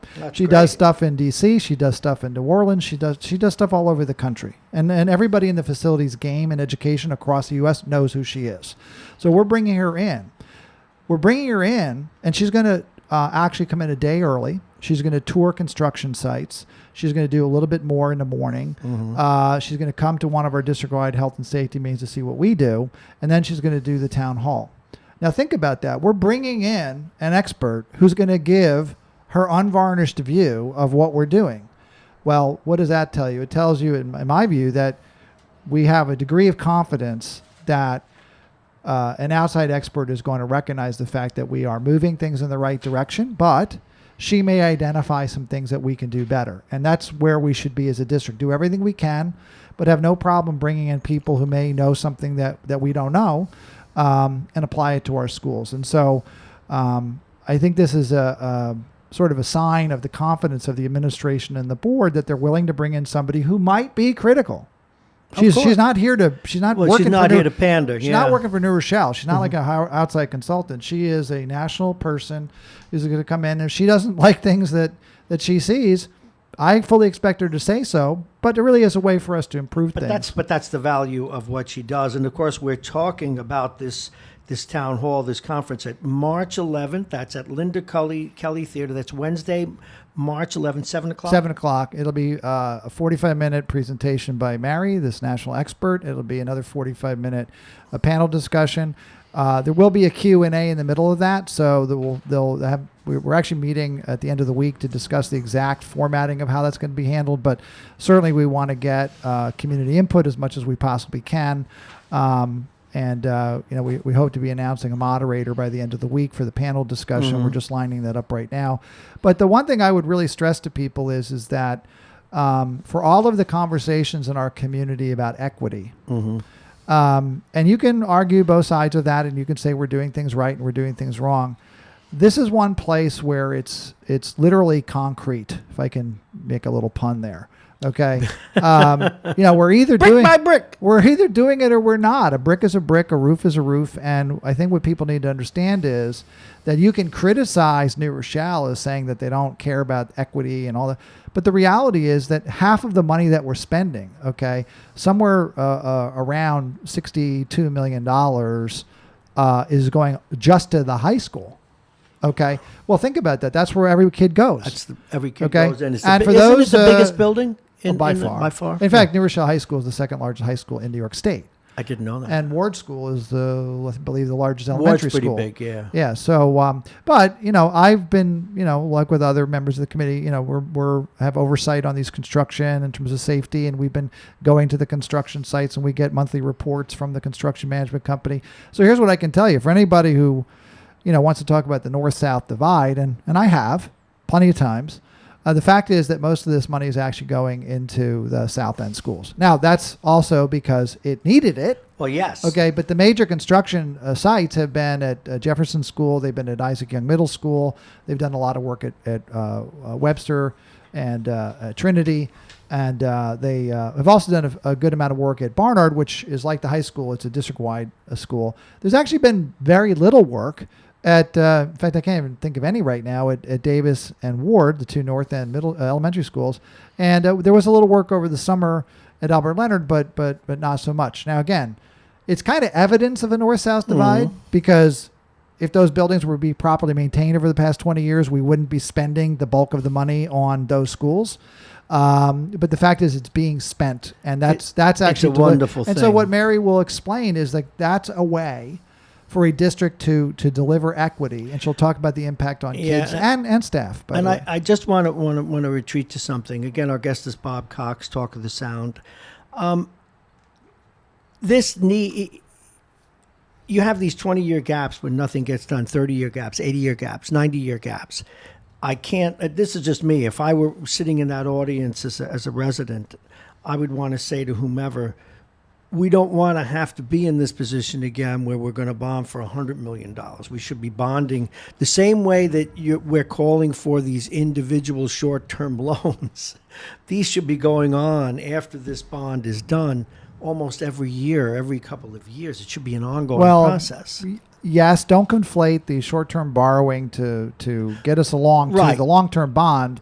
There's more due diligence. But what we're really talking about here is that there should be long-term planning. Yes. For facilities maintenance that has not occurred. Okay, and some past board members, I can hear David Lacker screaming in my mind right now. Well, we did this, and the reality is that the schools were in tremendous disrepair. Yes. Okay, that's why we went out for $106.5 million. But also, that's why I bring it up. I remember at some of the public meetings when we were looking at that, people were saying, "Oh, $100 million! It was. Why are we doing all this now? Why did we let it go like this?" It also, it seems to me, would be politically more expedient for the school district to stay on top of this. Well, as many people may recall, I was leading the charge opposing the original bond. Yes. But what people, and I'll never forget, Amy Bass in particular comes to mind. She's a woman who's very, a voice in the community. And yes, she is. She went to a board meeting after the bond failed, the original bond, which was about $49 million. And she told this laughably absurd story about how her daughter, who I think was like in third grade, woke up in the morning and started asking her questions about why the bond failed. Really? A daughter? Somehow I find that dubious. However, she related this whole story about what kind of people wouldn't support the bond and why would they support the bond. I remember Rachel Welkin, who I do respect, but when Brian Osborne was leaving, she talked a bit about how upset she was that the original bond, failed. Okay, so let me clarify something here. I defeated that bond. Okay. In other words, I organized radio advertising. I raised money to buy mailers. I did media. We did emails. We did social media. I mean, so I didn't defeat. I'm going to say I organized the defeat of the bond. Okay. But I didn't organize it because I oppose fixing the schools or borrowing money to fix the schools. I opposed it because I knew, having reported on it for 10 years, that $49 million, of which $9 million was architectural design and fees, $40 million was going to actually go into the school, wasn't remotely enough. Not even close. And my point was, you're getting a report from your architects in January. Why are you going to go out and borrow $49 million in December when you don't even know how much you really need? And when that report came back in, it said that they needed about $78 million. Then I looked at that report and I said, there's still a bunch of stuff missing. By March, they came out and it was $106.5 million, and that's what passed. So for those people like the Amy Basses and, my friend Rachel Welkin, I don't want to beat her up too much, but who are sort of bemoaning the fact that bond failed, I did them a huge favor. You sure did. Okay, because you don't want to go out and borrow $50 million bucks in December and say, oh, by the way, we need another $60 million. That's just bad form. So they got the whole thing in one lump sum. There's a very good case to be made for that. And like I said, Dr. Timms will explain, and the other panel's going to explain why it is that the state has set up this process to do the construction and maintenance the way we're doing it, that this unlimited pool of money is available to us as long as we're willing to pay our piece of it. How is this town hall being labeled again? Did they give it a title? It's easier to sell it. I don't think it has an official name yet, but the name I'm using is Educational Equity and Public School Infrastructure. Okay. And so as you can see why I'm telling you this, it's not really a sexy name. So, I mean, we should get maybe our moderator to be like, I don't know, Monica Lewinsky or... I don't know. Get somebody... God. You know, I don't know. Maybe one of the Kardashians to come in. You know. Well, how about Shakira? Shakira is fine. She can stick her tongue out at everybody. That's awful. So, I mean, it's unfortunate the topic is going to come across. But it's important. That's why I'm looking for a label now. Well, the reality is that this is actually is a big driver of the taxes you pay. Yes, Bob, I can't stress it. Big driver. And not to mention the safety of our employees and the safety of our students. No, because we did have a ceiling collapse. Yeah, no, we did. We had a ceiling collapse. We don't have proper ramps. I remember talking to you on the air for years. We didn't have proper ramps for people who are handicapped. All kinds of different things. We don't have enough security cameras. By the way, Can't I'll we be roll that into this? Happy to say I was at Barnard School the other day, and one of the major ADA failures was the ramps down to the playground. The poor kids that were in wheelchairs couldn't get down there, or any adults who maybe were handicapped in some way. They completely redid that back playground area. I got a tour of it. It's properly ramped. Yeah. And it's all new stuff. You brought that to light too. I hate to give you any credit. I want to give you I brought it to light, but I will tell you that I brought it to light before Jeff White and before Carl Thurnow and his team were even here. Yes. So to give them radio stations, but to give them credit, right? To give them, I mean, they acted. They identified it on their own. You know why? Because it was obviously a problem.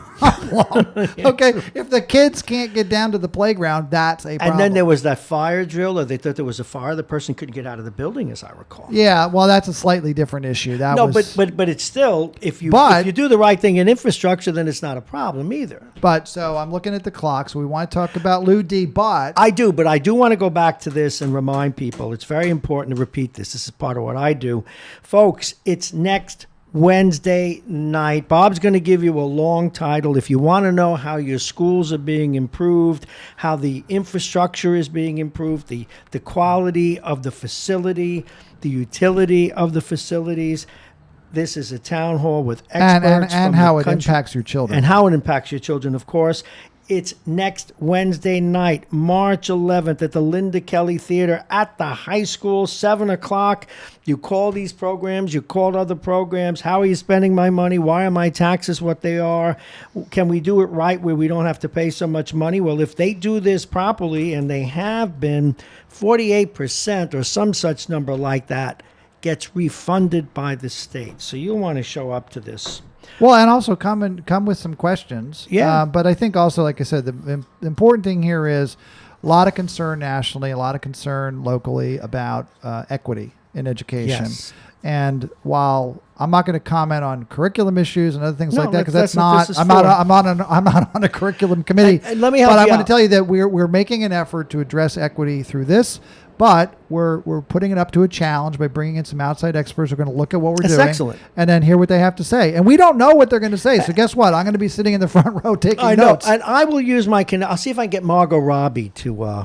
Fine. If we can get her, if you can get her, that'd be good. I'll show up and we'll leave. Now, by the way, before we go to Lou D, I wanted to hit one other issue, which I hit before. Yes. And this is the issue of school safety. Yes, you said second. It was safe. Was on that committee. I got thrown off that committee, and other people. Were you deemed unsafe? Well, you open your mouth again. I think the main thing is that. The board president, Mr. Hasty, didn't like the fact that I was not kowtowing to his wishes, where he was, in my view, and I think it's pretty clear, interfering with the functioning of the SAVE committee. That's this is when he was still here. The SAVE law was the law passed after Columbine. It's really about school shootings, and that's what drove it. Mm-hmm. And this committee was, first of all, Mr. Hasty came in and made this whole big hullabaloo that our committee would not get involved in the discussion of school resource officers, police officers in the schools, even though that's actually part of the role of this committee. Mm-hmm. Instead, he wanted to create a completely different ad hoc committee called the Culture and Climate Committee, which I gather no longer meets.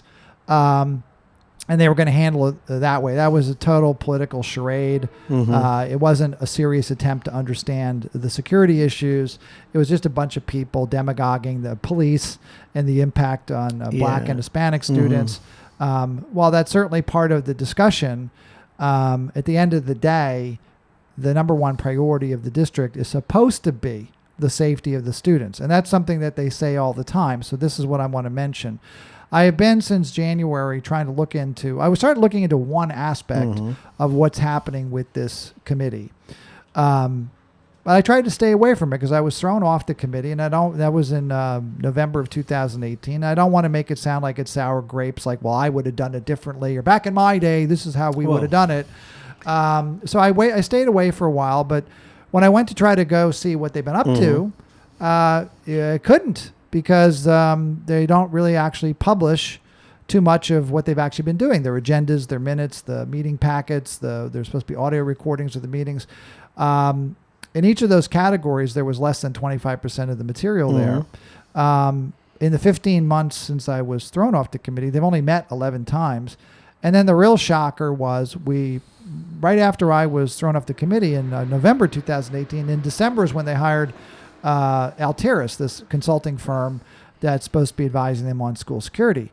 And what I found out was that Altiris has been to one meeting. You mentioned that last week. You had me banging my head against the microphone. How was that? They went to, I believe it was I saw an agenda that said that they were scheduled to be introduced in January 2019, a month after they were hired. There's no agenda, there's no minutes, so I don't know if they actually came, but I'm told they came. But I have expressed my concerns to the board and the administration and to the members of the co-chairs of the committee and other committee members that the idea that your security consultant is not coming to the meetings, and not only not coming to the meetings, but they should be producing a monthly report telling the committee what they're doing, and then have a Q&A where the committee can ask them questions. The committee must have a chair. Someone's accountable for this. Yeah, they do. Well, they have two co-chairs. Did they demand that these people show up?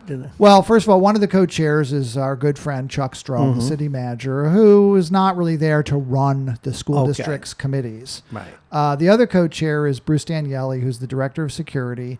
And although Bruce is a nice guy, he is not somebody who has any administrative background ever.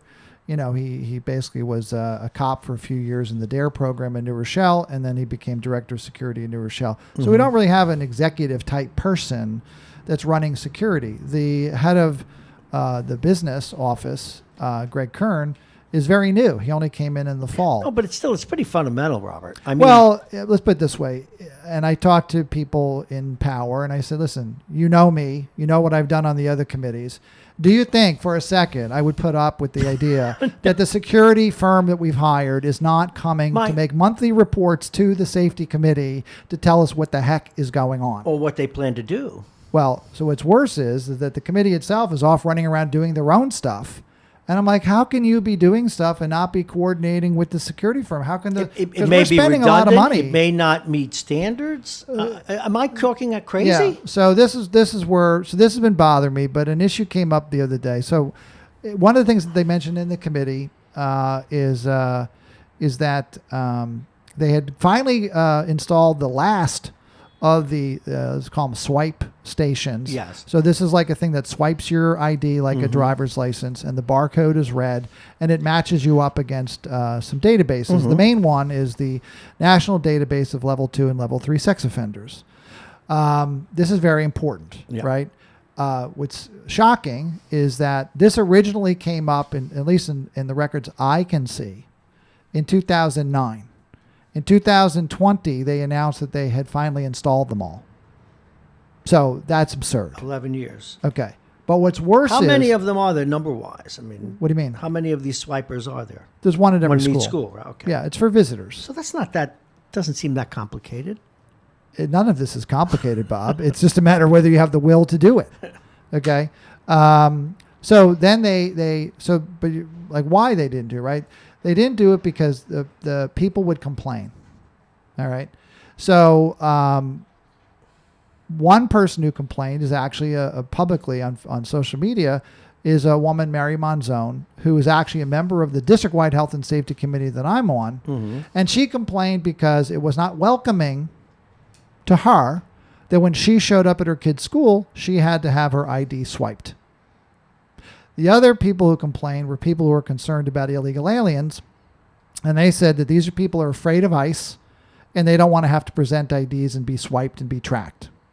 So, the superintendent announced that in order to be considerate of the community, if you say you don't have an ID, then they will do a process where they will check with the main office, and somebody there will tell you, the guard, whether that person can get let in. Now, I asked about this process and was told that, well, what happens is they go ask the office, and then if they know the parent is a parent of a kid in the school, then they'll let them in. And what will happen is that person's name will be entered into the system manually, not swiped. But that isn't true, because I watched this personally. What do they do? What happened at the school I went to last week was I happened to be sitting in the lobby. Now, I got swiped. You should be, but so everybody. But definitely, I should be. Well, right, but I'm swiped. I present my driver's license. And by the way, for most of these schools, how do you get to the school if you didn't drive? For most people. Well, for most people. And by law, you have to have your driver's license with you. So if you don't have your driver's license, you drove to school, you've already broken the law once. This is a slippery slope. Okay, I mean, but so what did you observe? So what happened is a guy comes in. And don't feel you have to rush. We can go a little over. Well, without sounding any more prejudiced than I'm going to, this person looked like they were Hispanic. Okay. And this person walked up to the desk. They had a crumpled up piece of paper in their hand. They mumbled something to the guard that I couldn't quite hear. And I could hear the guard saying, well, if you don't have ID, I have to, check you with the office, something like that. So the guard then went to the office. The guard, therefore, left their post, went into the office, the door closed, they were gone for several minutes. So nobody's now actually running security at the front desk. Now, whether that's for 1 minute or 3 minutes or 5 minutes, it now means that there's nobody at the front desk. But by the way, there's a person that you haven't identified standing there. Now, imagine if that person wasn't there when the guard came back. He looks around. Where'd that guy go? He doesn't know if that guy just decided to walk back out of the building or he's walked down the hallway and he's now roaming around the schools. No idea. You know what I don't understand? Hold on. But the guy was there. So the guy let him in. And I waited and I watched. And he never entered the guy's name into the computer system. And even if you did, the guy doesn't have an ID. How do you know exactly what his name is? How do you know the exact spelling? Is it Gonzalez with an S or Gonzalez with a Z? Is it Cox with a COX or is it COXE? Here's the thing. If you have, and I'm neither supporting, I'm agnostic on this at the moment anyway. If I have a group of people who, because they don't want ICE to find them, that I'm going to cut an exception for. Well, if they've given the right, if we can establish that they have a child in the school, can't we create a card that they can swipe? Since we're a so-called sanctuary city, it wouldn't be a secret. Well, why not create a special card for them? I had this exchange over the weekend. Okay. Yes. And to me, it's very simple. If you don't have an ID, you're not coming in. Because there's no right of anybody to come into the school. Okay? So here's a question. Why would a parent be coming to the school in the middle of the day? Because I don't care if they come there at 5 o'clock. I don't care if they come there for a public event. I'm talking about they come there at 11 in the morning. What would they be there to do? Well, maybe one thing they're there to do is their kid's sick and they're there to pick up the kid. Another might be that the kid has an appointment outside the school and the parents coming to pick up the kid to take the kid to the appointment. Well, usually you have I don't know what else it would be, okay? But it seems to me that you could accommodate the needs of that parent who didn't have an ID by bringing little Billy from the nurse's office. The nurse escorts the kid down to the front desk and hands the kid off. Right. Or if the kid's same thing, leaving for an appointment, so a teacher's aide brings the kid to the front desk and the kid goes. Okay? Very simple. So I don't understand why there is this idea that we have to allow these people without IDs in the system. But here's what it really boils down to, except for Mary Monzone, who's a U.S. citizen and is just complaining because she says she forgot her driver's license and she was going to be inconvenienced. The the de facto policy that we have, if you are a legal resident in New York and have a state ID or driver's license, you get screened against the database. If you are an illegal alien that doesn't have an ID, you don't. Now, that is ridiculous. I read somewhere that there was some other policy that if illegal aliens got pulled over, they couldn't be given a ticket for not having a license. And I think it was in Massachusetts or something. This is absurd that we are actually... Well, to use a phrase the district knows well now, this is like reverse discrimination. You're discriminating and making a higher standard for the legal residents who have driver's licenses or state IDs or whatever else they have. And you're actually having a lower standard for the people who are here illegally, don't want to present an ID. But here's what I know. When we have instances, and we will have instances, where sex offenders, level 2, 3 sex offenders in the database are in our schools, 100% of the time it'll be because they were not swiped. Right. Because if they are swiped, it's going to be flagged, and they're not. And not only are they not going to be allowed in, they're going to be arrested. How do they respond to this? They're going to be arrested because they're not allowed to be near schools. How do you? What kind of answers do you get when you bring this up? Well, the answer that I got was that we have to be considerate of our population most impacted. This was the quote I got. Okay. While we got to be considerate of our population most impacted. No, we don't. What we have to be most considerate for is the safety of the children. This is sort of the point. You constantly hear from the school district that the safety of the students is our number one priority. And my response is to say it's not even in the top 10. It's not even in the top 10. And here's another example. They're more concerned, okay, about an illegal alien who's afraid of ICE not presenting an ID card that can be swiped than they are about the fact that they would be possibly letting in a sex offender into our school who could then assault a child. That's where their priorities are. They don't like that. They're going to say, oh, you're going to be accused of this and that. That's the reality, that you have a policy that's basically inviting sex offenders to come into your school because you're giving them the option. And who's going to take the option? Is an innocent person, okay, who's not a level 2, 3 sex offender, going to have a problem having their ID swiped? No. Who's going to not want their ID swiped? People who know you're going to get a match. Okay? That's who's going to... So you've created the exact scenario. That's why I'm saying you're basically inviting them in because you're telling them you can come in level 2, level 3 sex offender. Some of this is political, but isn't some of it also economical because the city gets its funding and its aid based on the number of students? Is that a factor too? No. Okay. It's just straight up political. I don't... Listen, this is not an issue of whether somebody is an illegal alien. We already have a policy in our school district and our city not to cooperate with ICE. Right. And here's the other point, okay? We had changed the law here, right? Governor Cuomo changed the law. Anybody can get a driver's license. Yes. So don't tell me that there's a parent who says, I don't have an ID. If you want an ID, you can go to the DMV. Anybody in New Rochelle can go to the DMV and get an ID, whether it's a state ID or a driver's license. So I don't want to hear that these people, now we're sitting here in March, okay, this law came into effect January 1. They've had more than 2 months to go get an ID. So my answer to them would be, you don't have an ID, you're not coming in, we can bring your kid out to you, but if you want to come back in and be able to get into the school during the day, go get yourself an ID.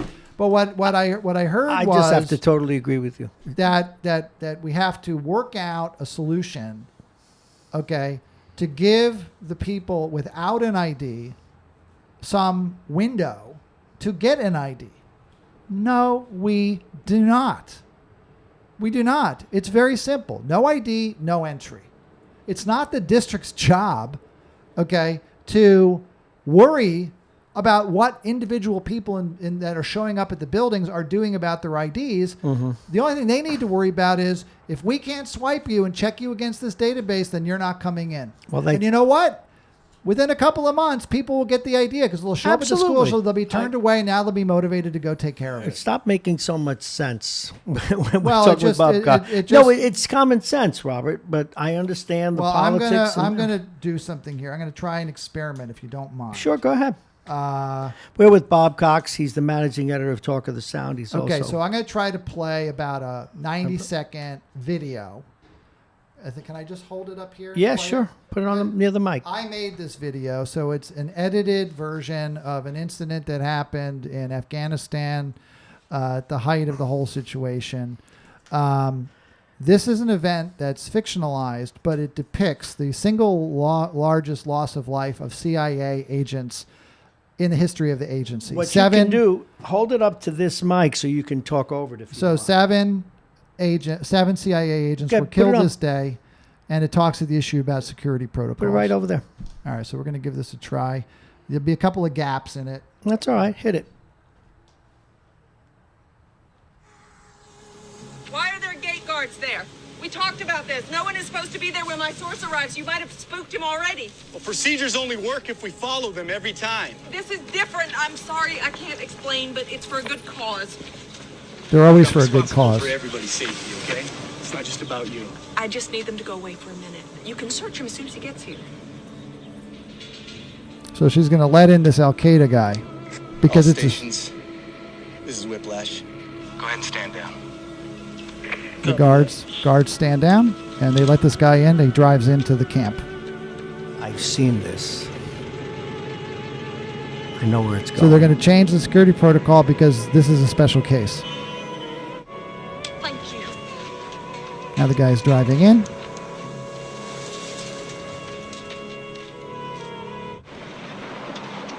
Now he's getting out of the car. Okay, he's coming. Oh, he's about to get out of the car. We're gonna search him when he gets here. Sure. Is he supposed to limp like that? Get your hand out of your pocket. Hey. Allahu Akbar. Hey! Get your hand out of your pocket! Hey! No! Come on. Do it now! Get your hand out of your pocket! So how'd that go? Not well. Okay. This is why you follow your security procedures every time. You don't make exceptions because Mary Monzone forgot her driver's license. She's whining about it on Facebook. You don't make exceptions because somebody says, I don't have an ID because I'm an illegal alien and I'm afraid of ICE. Or any other reason. You have the policy, you follow the policy. Sorry, hold on. That happens, don't worry about it. So this is my concern, is that we develop these security procedures, that we don't follow them. Mm-hmm. Okay? People who are responsible for developing our security procedures, Altiris, don't even come to the meetings that have oversight over that, the SAVE committee. To me, it's just another example of the fact that the whole thing is a total joke, because what we're more concerned about is trying to make everybody happy or contented or avoid criticism in any possible way. And instead of being concerned about the fact that we've had students that have been stabbed in our schools, we had a student murdered in our schools, we've had in the past year multiple rapes by 2 different perpetrators alleged in our school, in our high school. Mm-hmm. Okay. And I can go back before that about administrators raping boys in his office at the middle school. I can go back to a librarian trying to have sex with a student out of the library.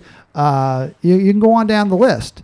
Okay. Now I want to compare it, while we have a little bit of time, go a little over, to a story that came out of Eastchester yesterday. I saw that. Okay. So in Eastchester, they had a homeless person, according to the story, got into the building and wandered around an elementary school at Eastchester for about 7 minutes. It's on you. They have SROs there too. My point is that the reaction of the community was to be up in arms. Sure. Okay. The politicians got involved. The police department got involved. The families got involved. Everybody was screaming and yelling. Okay. And now they're going to take all this action. We've had all these incidents, ceiling collapses, rapes of students, stabbings. Where is the community that is saying we have to do whatever it takes to protect our kids? Instead, the loudest voices we're getting are the people who want to tell you why we don't need security. Mm-hmm. We got to be worried about illegal immigrants. We got to be worried about black kids are afraid of the police. We got to be worried about all these things except actual security. And meanwhile, we are having incidents. Thank God that guy wandering around in the school in Eastchester didn't harm anybody. But let me tell you something. We had an incident a few years ago, prior administration at Barnard School, where a man got into that building, went up to the second floor, and a teacher came back from lunch and this guy was hiding in the closet in her classroom. Oh, my. Then ran out when she opened the door. She, of course, freaked out, and the person was never seen again. Now, the building put out a statement to parents saying the school had been put on lockdown, which was obviously too late because the guy was already gone, because horse got out of the barn. Because a man had been seen outside the building near Amy's greenhouse, and in an abundance of caution, they locked down the school and called the police. None of that's true. In fact, the guy's found, runs around. The principal tells the custodian, go look for this person. They didn't call the police. The person was in the building, not outside, and they lied to parents. When I ran a story about what really happened, one response I got was from the administration saying that they didn't believe it was true. And then the parents basically said nothing, but ultimately it turned out it was true. Did they ever find this guy at all? No. They had no idea who it was. So this kind of stuff, what happened in Eastchester happened in New Rochelle at Barnard. But the community, look at the reaction in Eastchester and look at the reaction here. Okay?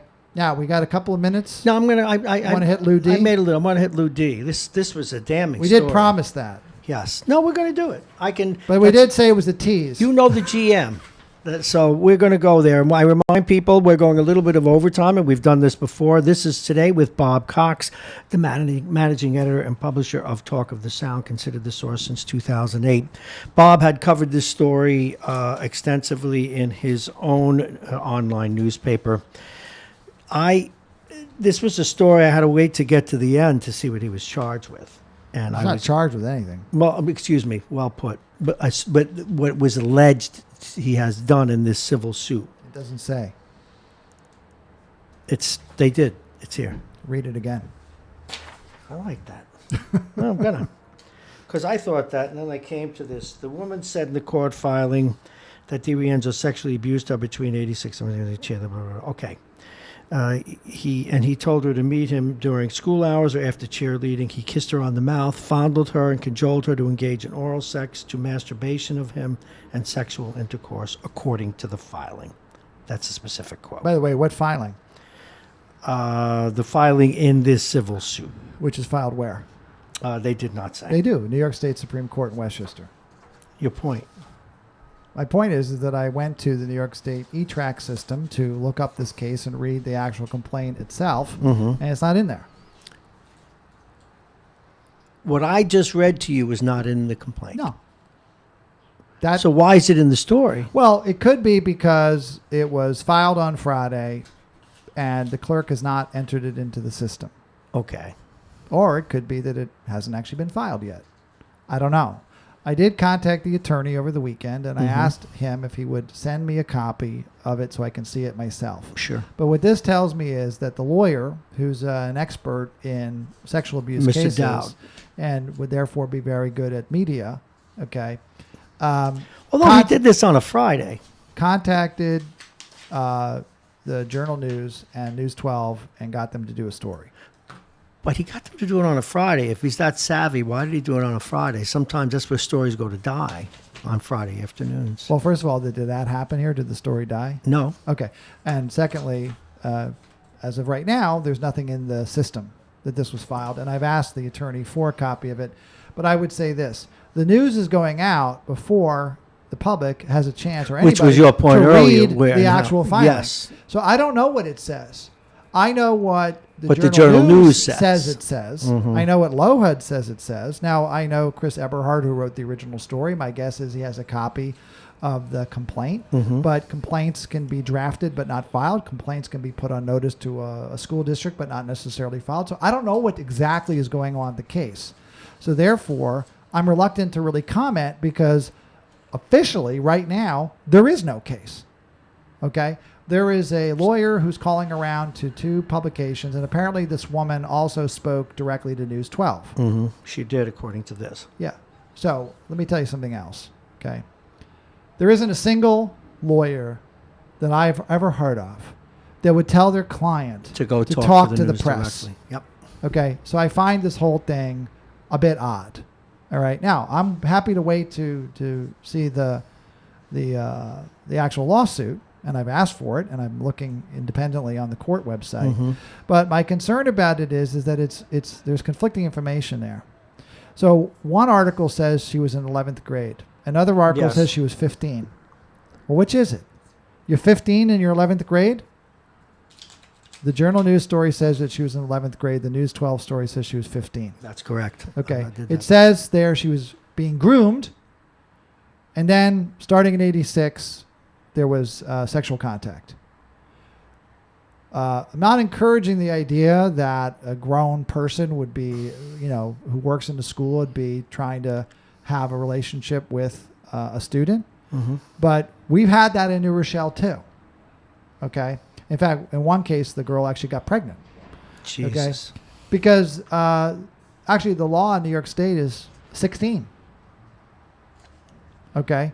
So, I thought they were going to raise the age of consent here. They never did. Well, first of all, this was back in the 80s. Sure. Okay.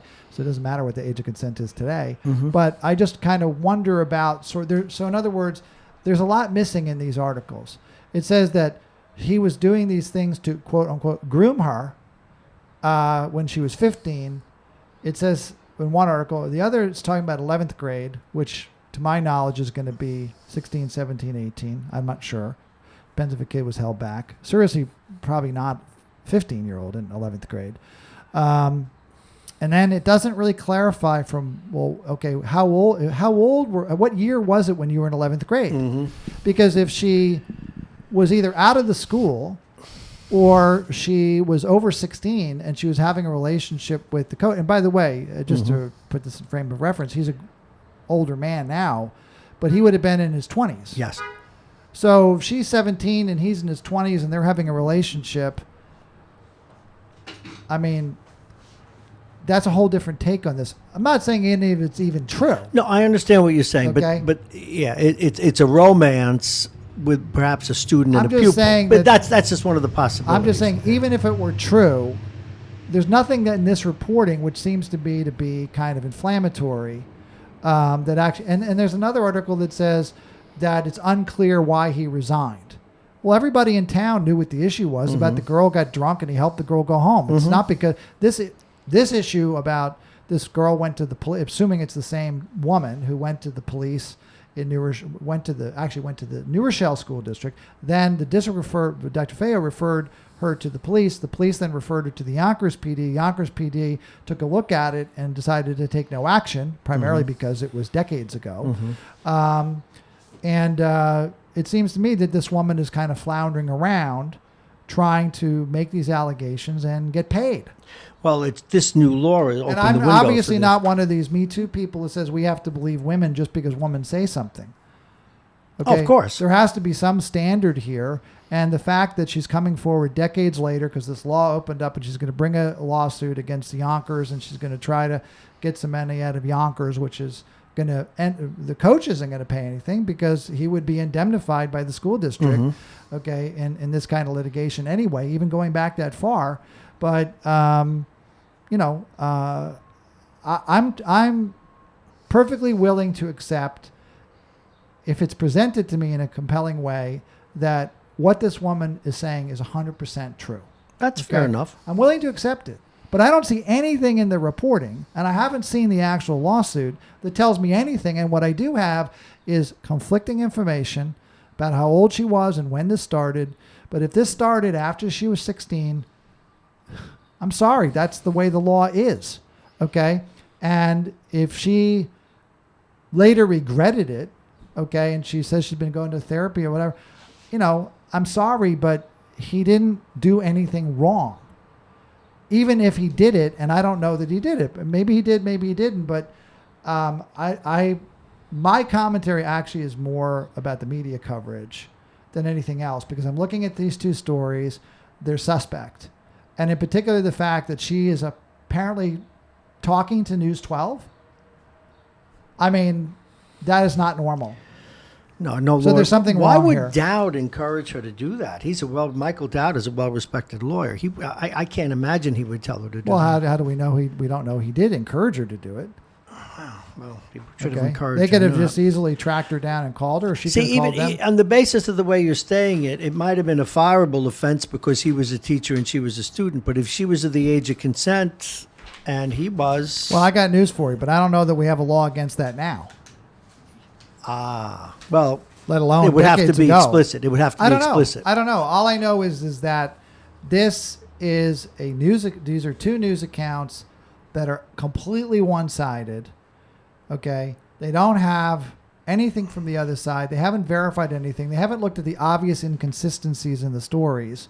And they certainly haven't looked at the fact that it's odd that the behavior of this woman, okay? Because first of all, if it's the same woman, and there's no reason to think it isn't, the first thing she did, okay, is after there was the whole issue about Coach D being suspended, she says, well, I found out he was in the news.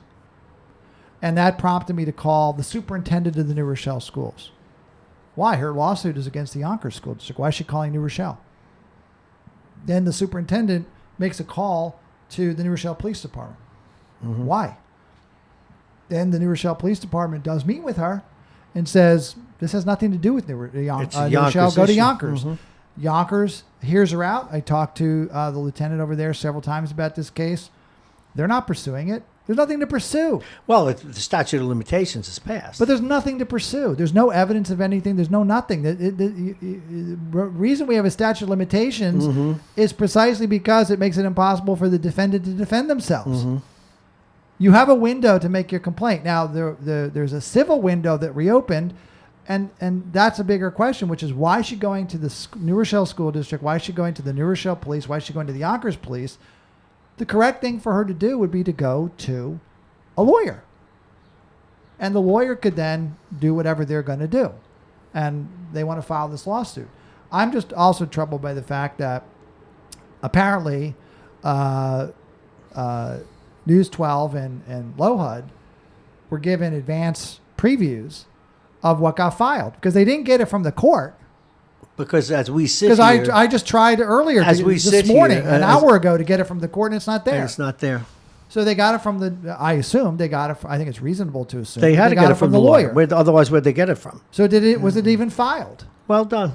Okay, so I don't really know. All I know is that what this seems to me to be trying to do is paint the situation in the worst possible light in order to create pressure to get Yonkers to pay money, which a third of it will go to this attorney, because you can rest assured she's not paying for the attorney.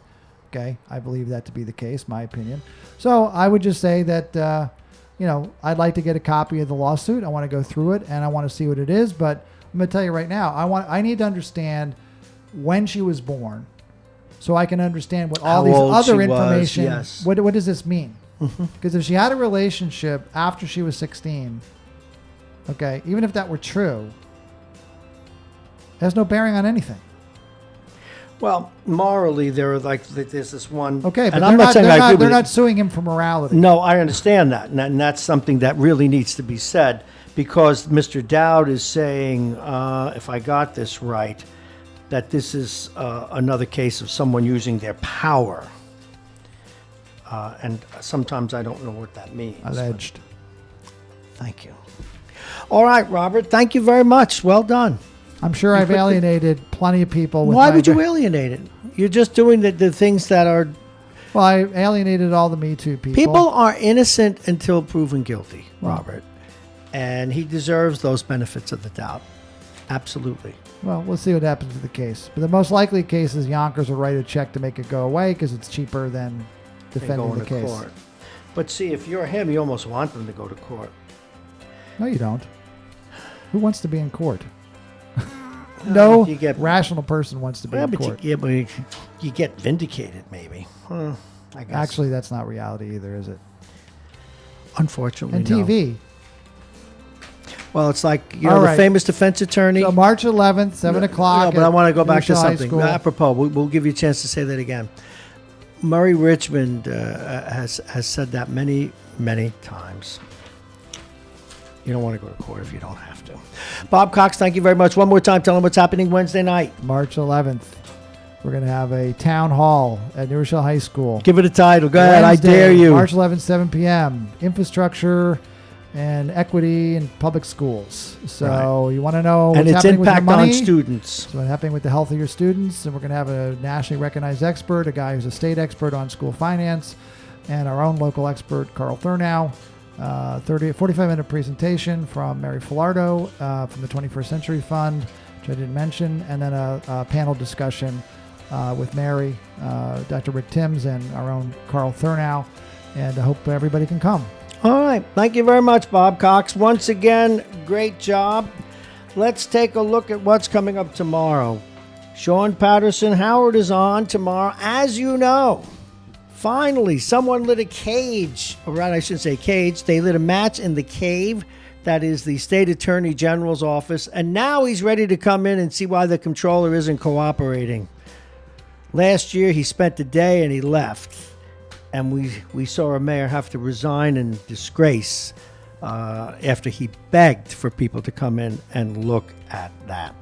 So we shall see how that goes. Mike Edelman's with us tomorrow. Also, Mike Duffy will be talking a lot about this squabble between the Assembly and the Senate in New York State regarding the bail law.